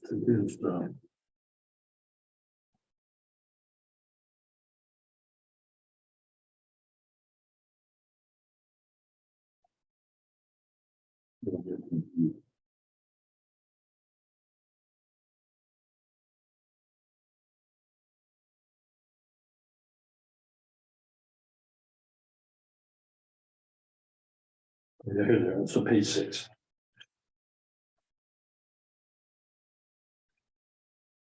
This time, Oh, yeah. the church, the foundation and the church stewardship committee. And the last couple, in the 6 years that we've been coming, we've come in the summertime until 6 years ago when we moved here permanently. Our church up north had, I don't remember the exact designation, but it was Senate sponsored investment advisors that came and spoke to, they did a temple talk. And, you know, if you're thinking about, then we can help you develop your will, and we can also help you. And this is one of the, I mean, we haven't done a table talk. I mean, we participated in that, in the group thing in at one of the breakfasts, but we don't do table talks here. I don't know why.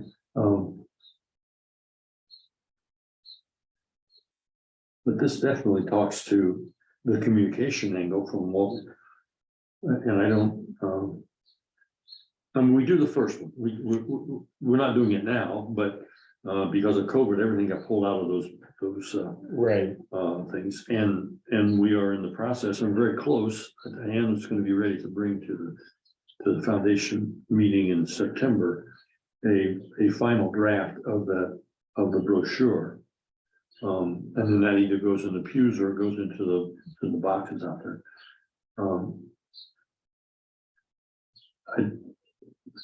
I don't know that the church has programs that encourages people. Yeah.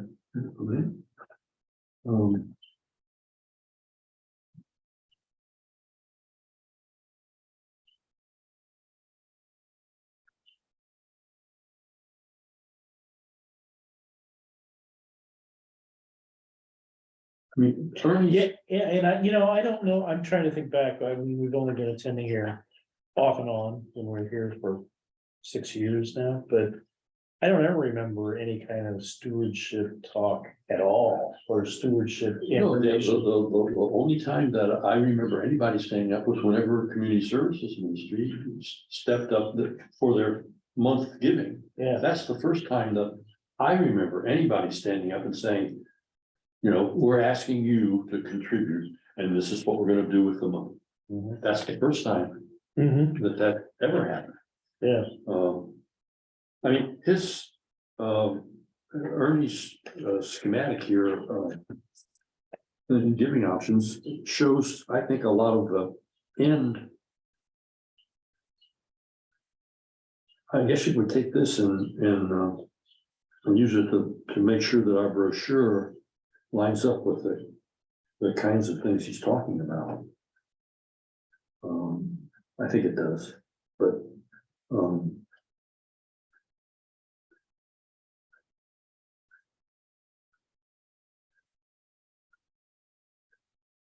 yeah, but even here, he doesn't.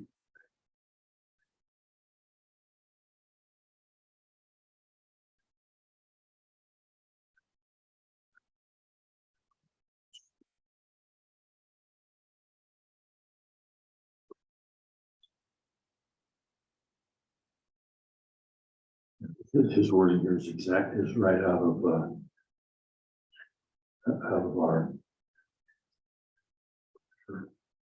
There's nothing in the community impact fund.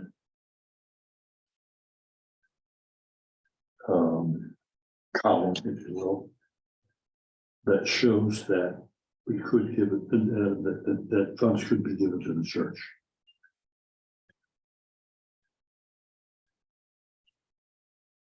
right, and it can be, I am under the firm opinion it can be. Yeah.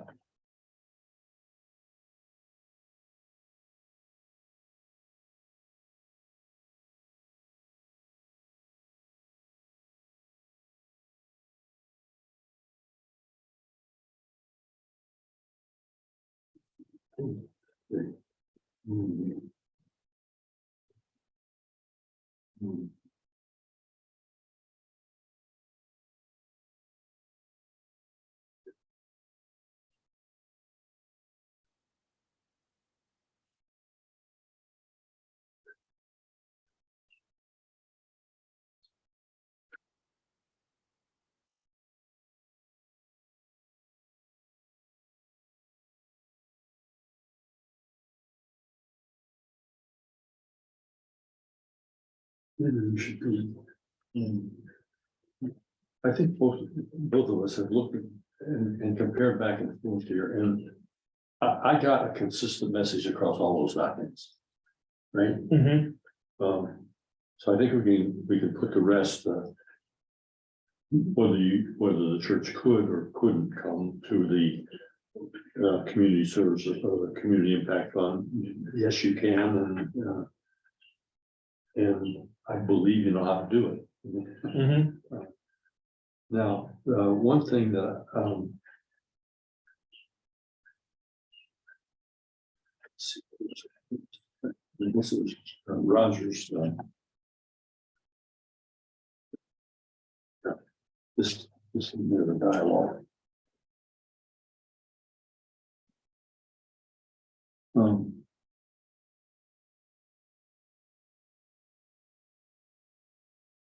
We just look at the second page of that. Where he's talking about the dynamics of the relationship between the funds.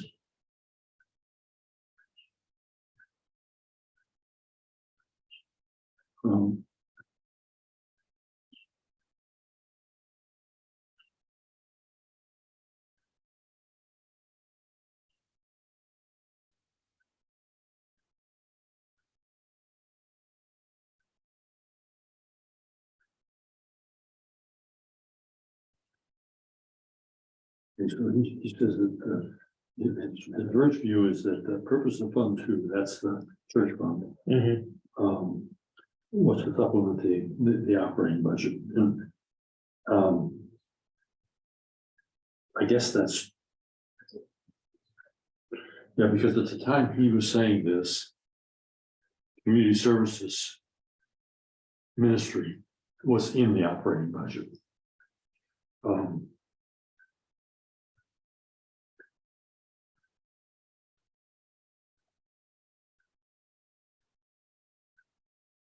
And I don't know. I guess what we could ask is why don't we use that fund as the money that supports the community services ministry? The community services ministry doesn't have to come, because right now the council uses that money as it sees fit. That's fine, but the way it sees fit is to not give any money to community services because it's not budgeted now. So we're paying heat, light, and salaries. I'm not saying it's a bad thing, Right. I'm just saying that if I, as a donor, had given money to a church thinking that I was going to support the community services ministry, I was wrong. And there's no mechanism now, save giving money to the community impact fund to reach a broader community, right?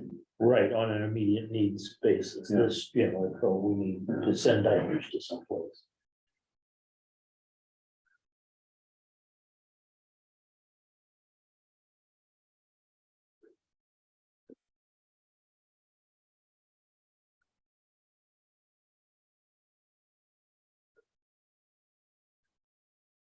No, I don't view his second position. I don't think that The second view there. the second view. Yeah. I don't agree with that. That's not what that's not what our documents say. That's not what this says. That's not what our documents say, Yeah. and that may be somebody who thinks that ought to be the case. But then they're not reading our documents. Right. Right? They don't understand what we should be doing. Okay.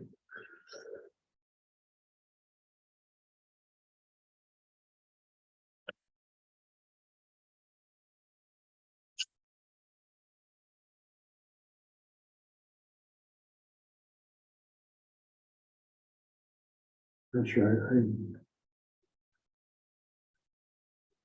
I don't know when you put this. I've just seen this thing recently, this background document recently. Because he and I worked on a lot of things together last year before he left. And this wasn't one of the things that we talked about. Not that that matters, but I mean, I'd be curious to know.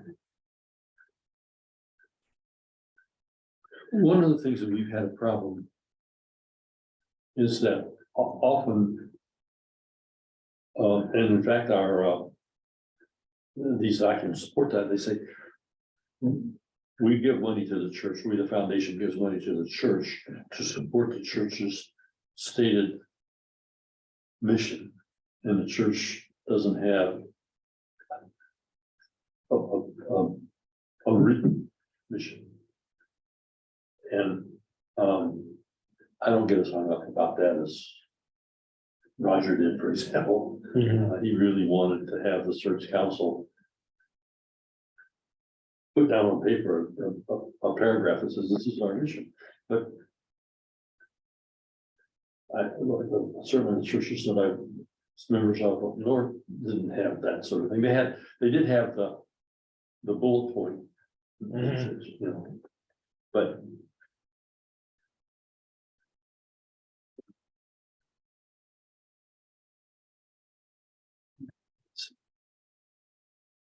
right, other than the general conclusion that we've got consistent documentation that says, I keep coming back to that.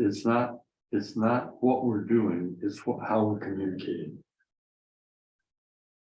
Yeah, I agree. And you know, and which makes for a short discussion in our meeting next week. Except that we move to the communication aspects.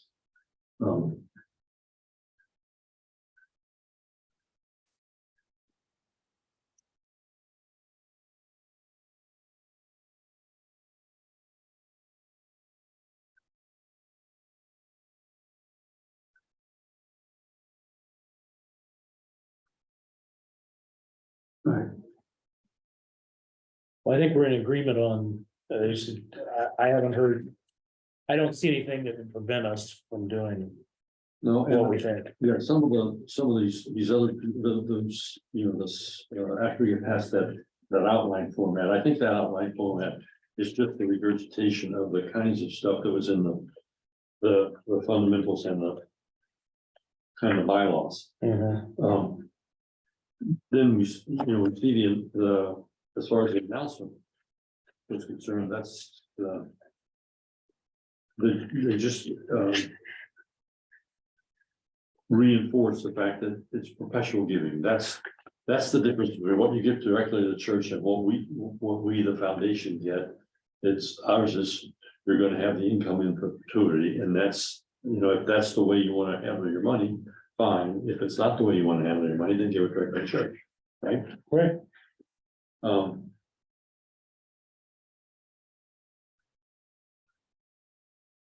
This last thing that I looked at, but it's the extract from the memorandum. Yes. The very line, the fine line may be drawn, seem to be general gifts made to finance church's normal necessary expenses made, blah, blah, blah, blah, should be made to the church itself.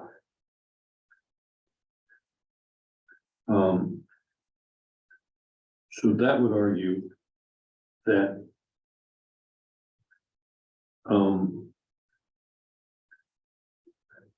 that you have two sets of funds, right? One is the community impact. One is the church, and then that made an argument for special purpose funds, which I don't think they've ever used it. Yeah. And certainly we haven't used it in the last 6 years because I've been around to know that. And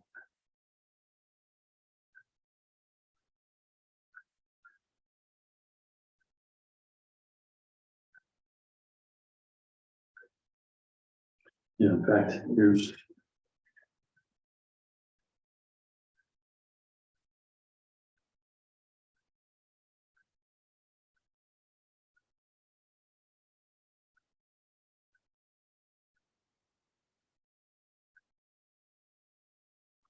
long-term endowment funds.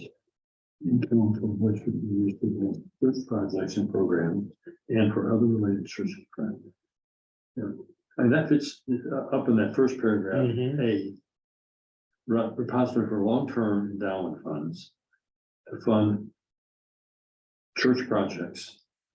Which means, but you would have to, the church would have to ask for it as a defined project. And not just let me have some because we got to pay the electric bill this month.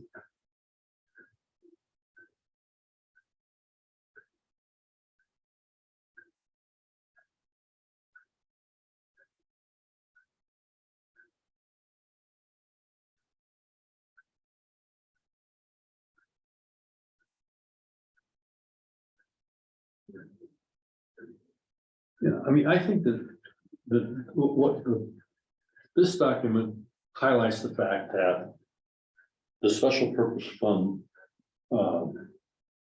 resource has not ever been Right. used in this foundation. And the special purpose fund would allow for money to go in, accumulate. Okay, we've got our, whatever we need to Right. buy the new organ, take the money, buy the new Do it. organ. Yeah.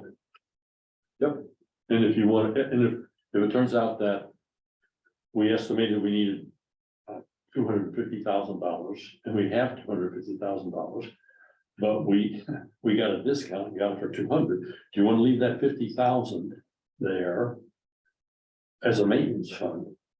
And then whatever the income is, you don't go into the corpus on that, you treat that as a non-corpus invasive fund to specifically address needs for the organ. That would imply that you're relieving the church annual budget from that expense line, right? Right. Which probably wouldn't be a bad idea. No, because apparently there's going to be a large annual maintenance required. Yeah, I mean, I haven't followed the detail, but it's one of those kinds of things. It's not just get the new machine and then. And plug it in. You gotta have it show up. Yeah. Okay. Anything else that you think that we ought to highlight that, I mean. We've got, the points I would make is consistency. In the documents we looked at. Mm-hmm. And maybe it might not hurt to give just a little look. This group maybe, I mean, well, maybe Ann was around too, but certainly Jane was around whenever. I believe Jane was around whenever the second fund was birthed. But I don't think anybody else at the table was. Maybe Ann was, but telling them a little bit about that history to the extent that we can't tell them a whole lot about that history. We can say, for whatever reason, there was a second fund set up. And it was probably some people who were doing either legacy planning or just realized that they weren't going to be around forever, but they wanted their money to last forever. And the foundation trustees at that time said, well, okay, we'll set up a second fund. We didn't think about that whenever we set the first one up. Mm-hmm. I would be interested in knowing, I mean, these people that Roger had talked to, if they ever got requests. I mean, I don't know, did they operate under this methodology that we have? You know, did you have to fill out a form? Yeah. You know, or did you just sort of walk in and say, well, I'd like to have one, and then they talked about it a little bit and then gave you the money? I mean, I don't know. Yeah, I don't know either. Maybe I don't need to know, but I am curious because we agonize over, are we doing that, you know, administrative function as we should be doing? Right. Well, we're trying to take our trustee responsibilities, give it the proper weight to what we're supposed to be doing.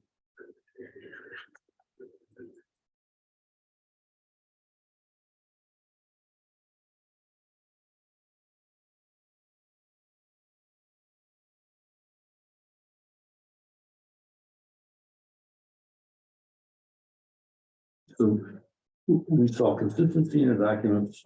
The church gets the church impact fund and it's yours to do with whatever you want.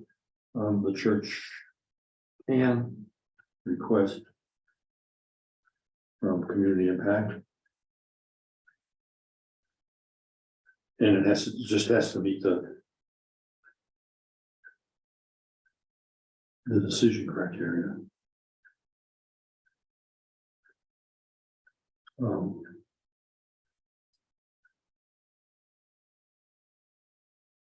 And then I think I might,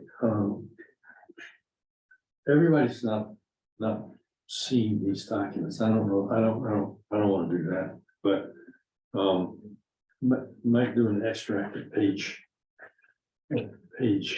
I think it was 6, right? The one that had the 5 bullet points on That it. had the 5 bullet points as far as this is what we encourage. And that might help us in our communication process, right? Um,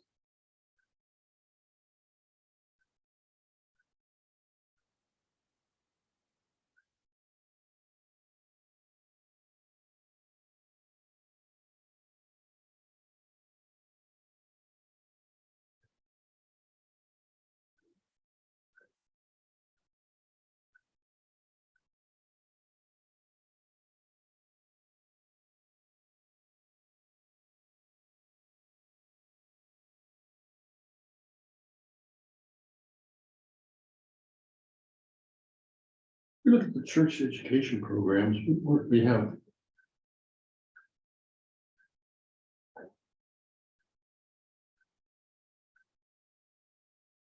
The pastor does Bible studies and what you call the other. But I'm not aware of any that. Of any that encourages. That formally encourages participation in education programs to spur the growth of stewardship and discipleship. Are there?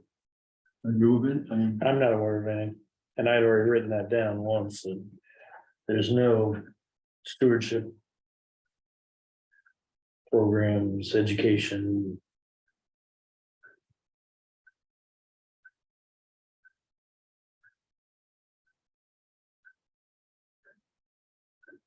maybe it might not be a bad idea to. Yeah, this is self-contained. I could get a clean copy of this and include it in the, when I send out the agenda, attach this to say, in an effort to understand some of the communication steps that the founding group thought existed, or maybe they did exist at the time they did it, but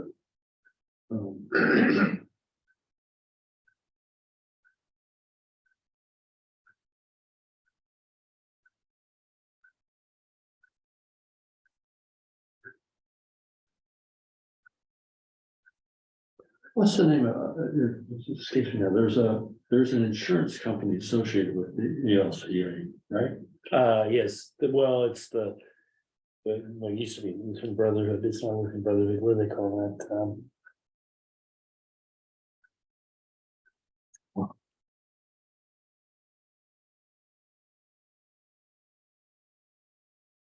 My wife's got one of their policies. Well, I know, okay. Yeah, I'll tell you in just a minute. Like, it's not Lutheran Brotherhood, it's. Oh. It escapes me. Okay, but those are like I said, I think it maybe didn't happen annually, but I remember a couple of different occasions where basically we're selling their insurance products. Right. And they were investment things. And by the way, you can designate at the time of your demise, how you want the monies to be read. If you want to go to the church, well, here's a document that'll help you do that. I mean, they did a pretty good job of that. My Northwestern Mutual Life guy didn't like the fact. Yeah.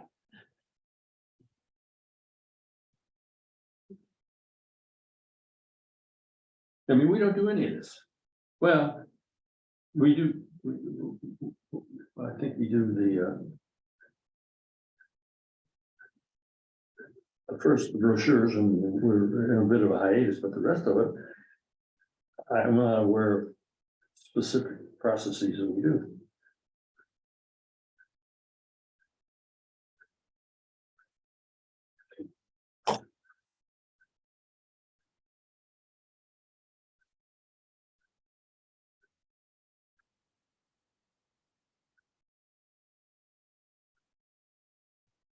Yeah.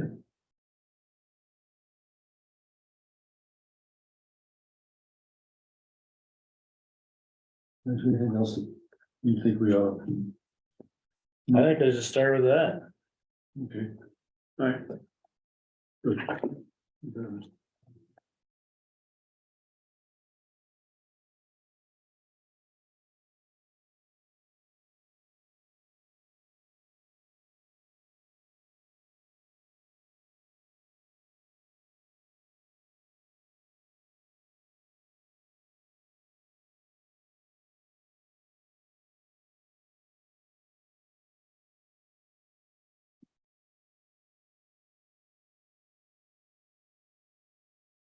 Right. So you all decided on the AV requirements and needs and, no? No, still trying to decide on needs and plus what's a priority. And one of them, well, you know, there's a lot of talk about fellowship hall.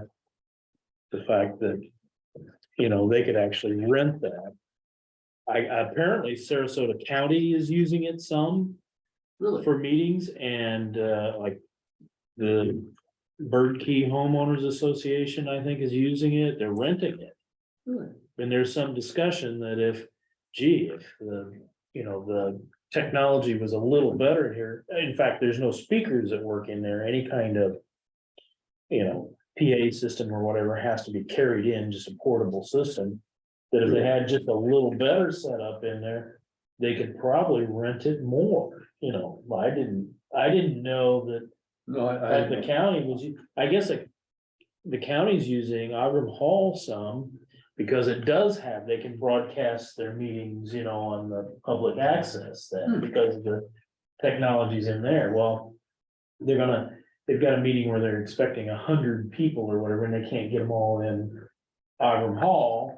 Well, they're gonna set up cameras out there and, you know, do it out in the fellowship hall. Well, you know, we had a little, you know, if there was cameras in there and there was a better speaker system, right. would they just move their meetings there, kind of, some of their meetings there, Yeah. or whatever? I don't know if it's the building commission, whatever, is Yeah, having a yeah. meeting out here. Huh. And they're using this hall. I had no idea. Yeah, the only, yeah, in fact, the only people outsiders that I know use is AA uses it Mhm. regularly.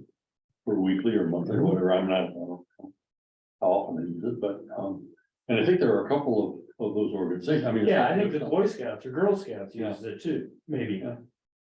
Well, it's, but you know how much they, I mean, what are they? no, I don't know. And in fact, we even asked, at this meeting we were in today, asked Michael, well, what do they pay them?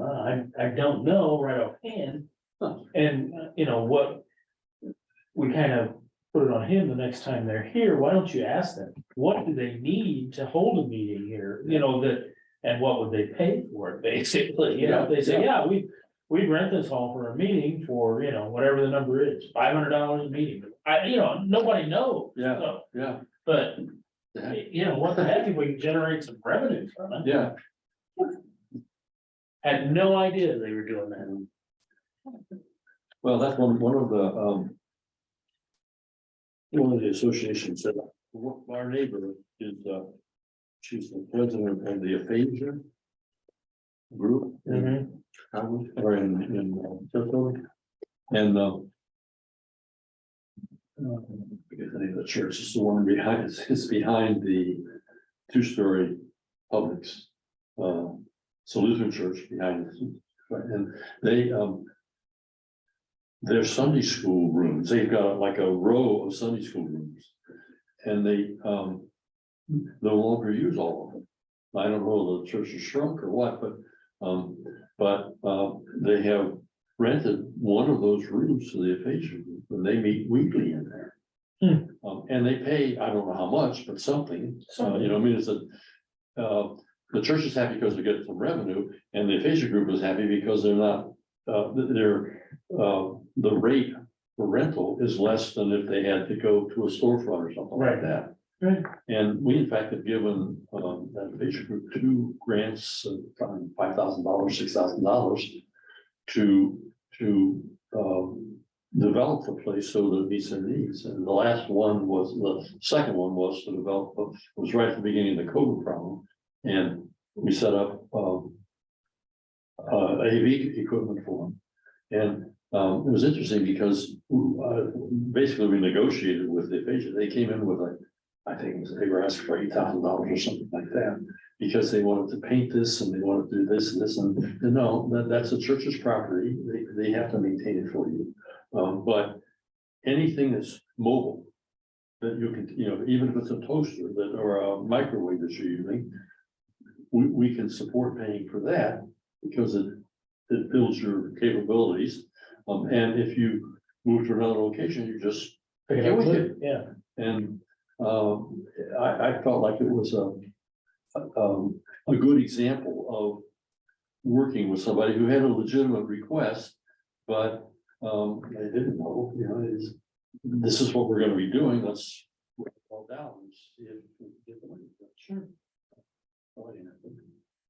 So you live on Siesta Key? Whereabouts On Beach Road, we're on, where the village, public beach, we're on Beach Road, kind of between the village and the public beach. Oh, okay. Yeah. That's the reason we found out about Sarasota was a fellow that I worked for had, at the time he had 3 condos directly across from the public beach. Mhm. And 2 of them were in the building right across, and there was one up the way a little bit. And one summer we were looking for a place to go, and he, well, once you get out, if you go down over the 4th of July, the condos here, the swimming pools here, the roads here, and the public beach, and they put the fireworks up there, so you don't have to worry about finding a place to park or anything like that. Just go out and sit on the line. And that's what we did, and I think for 3 or 4 years, we came down here and did that. And the reason he picked the beach, he was Lebanese that had lived in, they left Lebanon whenever some of the war type stuff went on, and they lived in Egypt. And the sand on the Mediterranean, in the north of Egypt, is the same kind of sand as there is in Siesta Key. And he said, that's why I bought that. Child remembers that. Fascinating. Yeah, well, I've kind of got a similar story. I'm a CPA, so I had, when I first opened I went out on my own, with solo practice, I shared an office. There was a stockbroker that owned the building, and he had an office.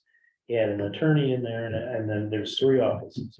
So there was basically 3 of us in this building. And his father-in-law was originally from Sarasota. And his father-in-law moved back down, retired, came back down here, only he was a realtor, and he was selling condos, and his father-in-law bought this condo down in the Anchorage on Siesta Key. Well, I'm a CPA, I'm a tax accountant, so January to April, when everybody's here, why, they rented the condo. Well, when, October or whatever we come around, that's when we typically vacationed or took time off. And you just say, well, just go down and stay in the condo, and just pay the cleaning fee, Oh, wow. Yeah, and yeah. So, Bonanza. yeah, so that's what we did for several years in a row, and we took the kids down, and we'd go different places, and then we'd say, let's go back to Siesta. We just started coming back to Siesta, and stayed in several places on Siesta, stayed on Longboat Keys, been around, some, and so we just want to retire here. Well, several years ago, we bought this condo, and we rented it because it's still the same thing. I was working, rent it through peak season, then we use it the rest of the year, Yeah, and that's off exactly, and on. that's what we do with ours, and in fact, we're now living at the condo. And we move out here at in the 1st of May, because typically we rent from January through the end of April. And then Bonnie was a teacher, and we couldn't get away, just like your situation. The last 5 years, she was a substitute teacher, and so her calls started to fall off in May. We just pack up and come down here and spend until sort of middle of August, and then go back up and whatever. And when we moved down here, why it was like, the condo's not really, it's a nice 2-bedroom place, but we're not downsized far enough to move into it, okay? And so we said, well, we'll just we got a 1,500 square foot house out near the university in Lockwood Ridge, and we stay out there during the high season because it's really crowded in here. It's unbelievable. One of the fellows at our condo does a lot of bookings for all of the venues here, and so we'll typically see 3 or 4 shows at the Van Wezel. Well, it takes us 10 minutes to drive into the Van Wezel from our house, and 10 minutes to drive out, and they have to leave here an hour and a half early to get there. Typically, they go out and have dinner on the mainland and then go to the venues. And it's just like, I can't see us ever doing permanently here, maybe, but Yeah, well, we are kind of doing the permanent thing, but we downsized, both of us were farm kids, we grew up on farms and. My office was in Springfield and I actually owned a condo, or still own a condo in Springfield, we still have a place in Springfield, it's a very small condo, more like a studio condo. In Springfield, I used to use it, my daughter used it for a while and then we rented it and then we just kept it because it was relatively close to my office, walking distance to my office, as I moved up.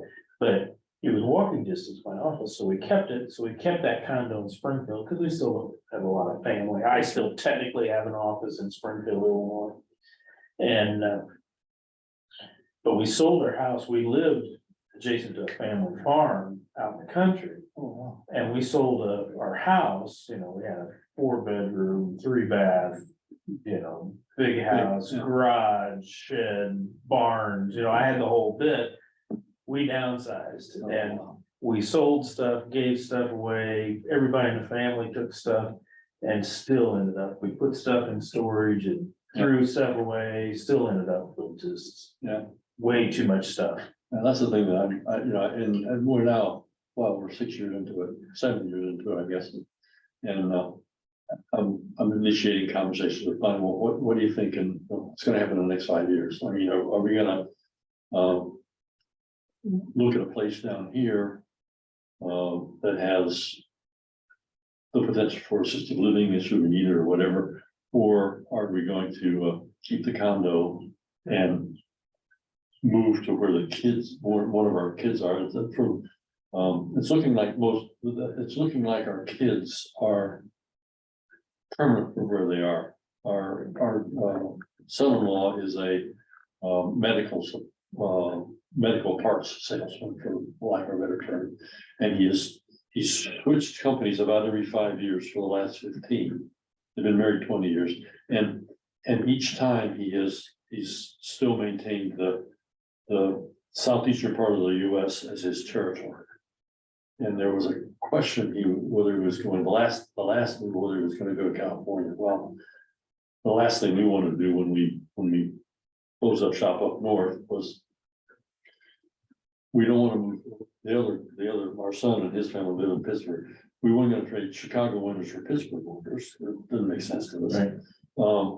And we were reluctant to move to suburb of Atlanta where our daughter and her family are, because if he were to go to California, then we're in Atlanta, and yes, we could probably make friends and whatnot, but and we didn't want to be a stop on the way to Florida for our friends as they snowbirded. And our daughter was pretty upset with, well, you're not going to be close to your grandkids, and well, we haven't been close to our grandkids.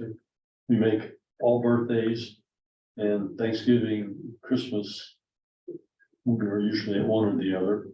Although the last couple of years, during COVID, we stayed here. The kids came down. Luckily, our neighbor had gone to visit her folks, and so she said, hey, stay next door. They can sleep over. Well, thanks for doing this. I'm not sure exactly what the discussion will be next week, but We'll find out. we'll find out. Well, we need some communication director, right, that coordinates between the two of us.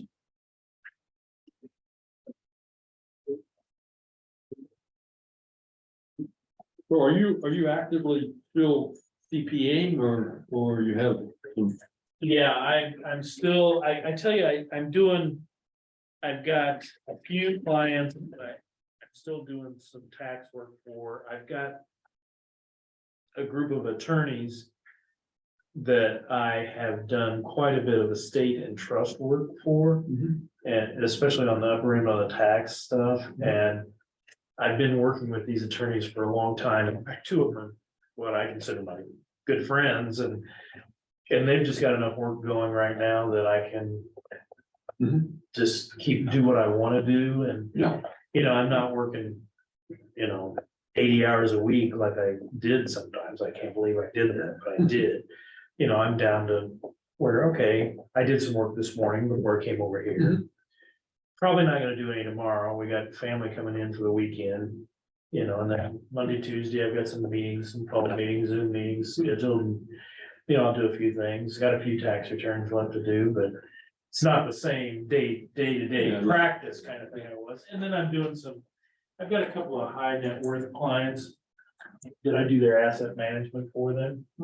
So, you know, I'm kind of doing the investment advisor thing for them, and, you know, they love it because they know that they're gonna get all my attention. Because I'm not dealing with everybody and everybody's problem. You know, that kind of thing. Do what I want to do.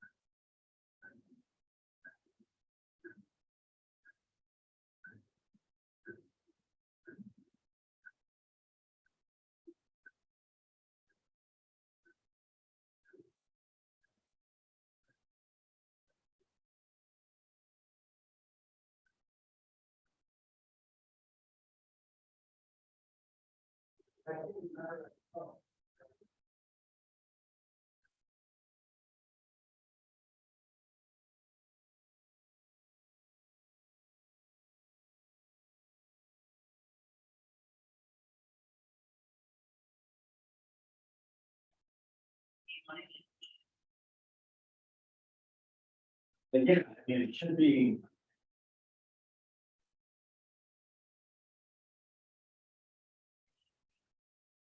The number is 4339 9311.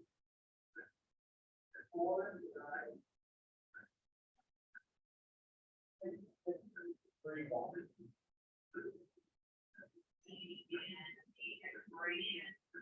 124.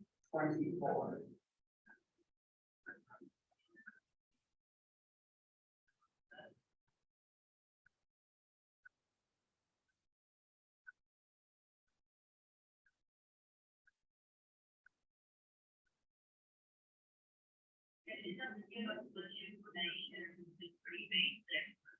But it looks like it's a processing. So you line, I don't know, maybe.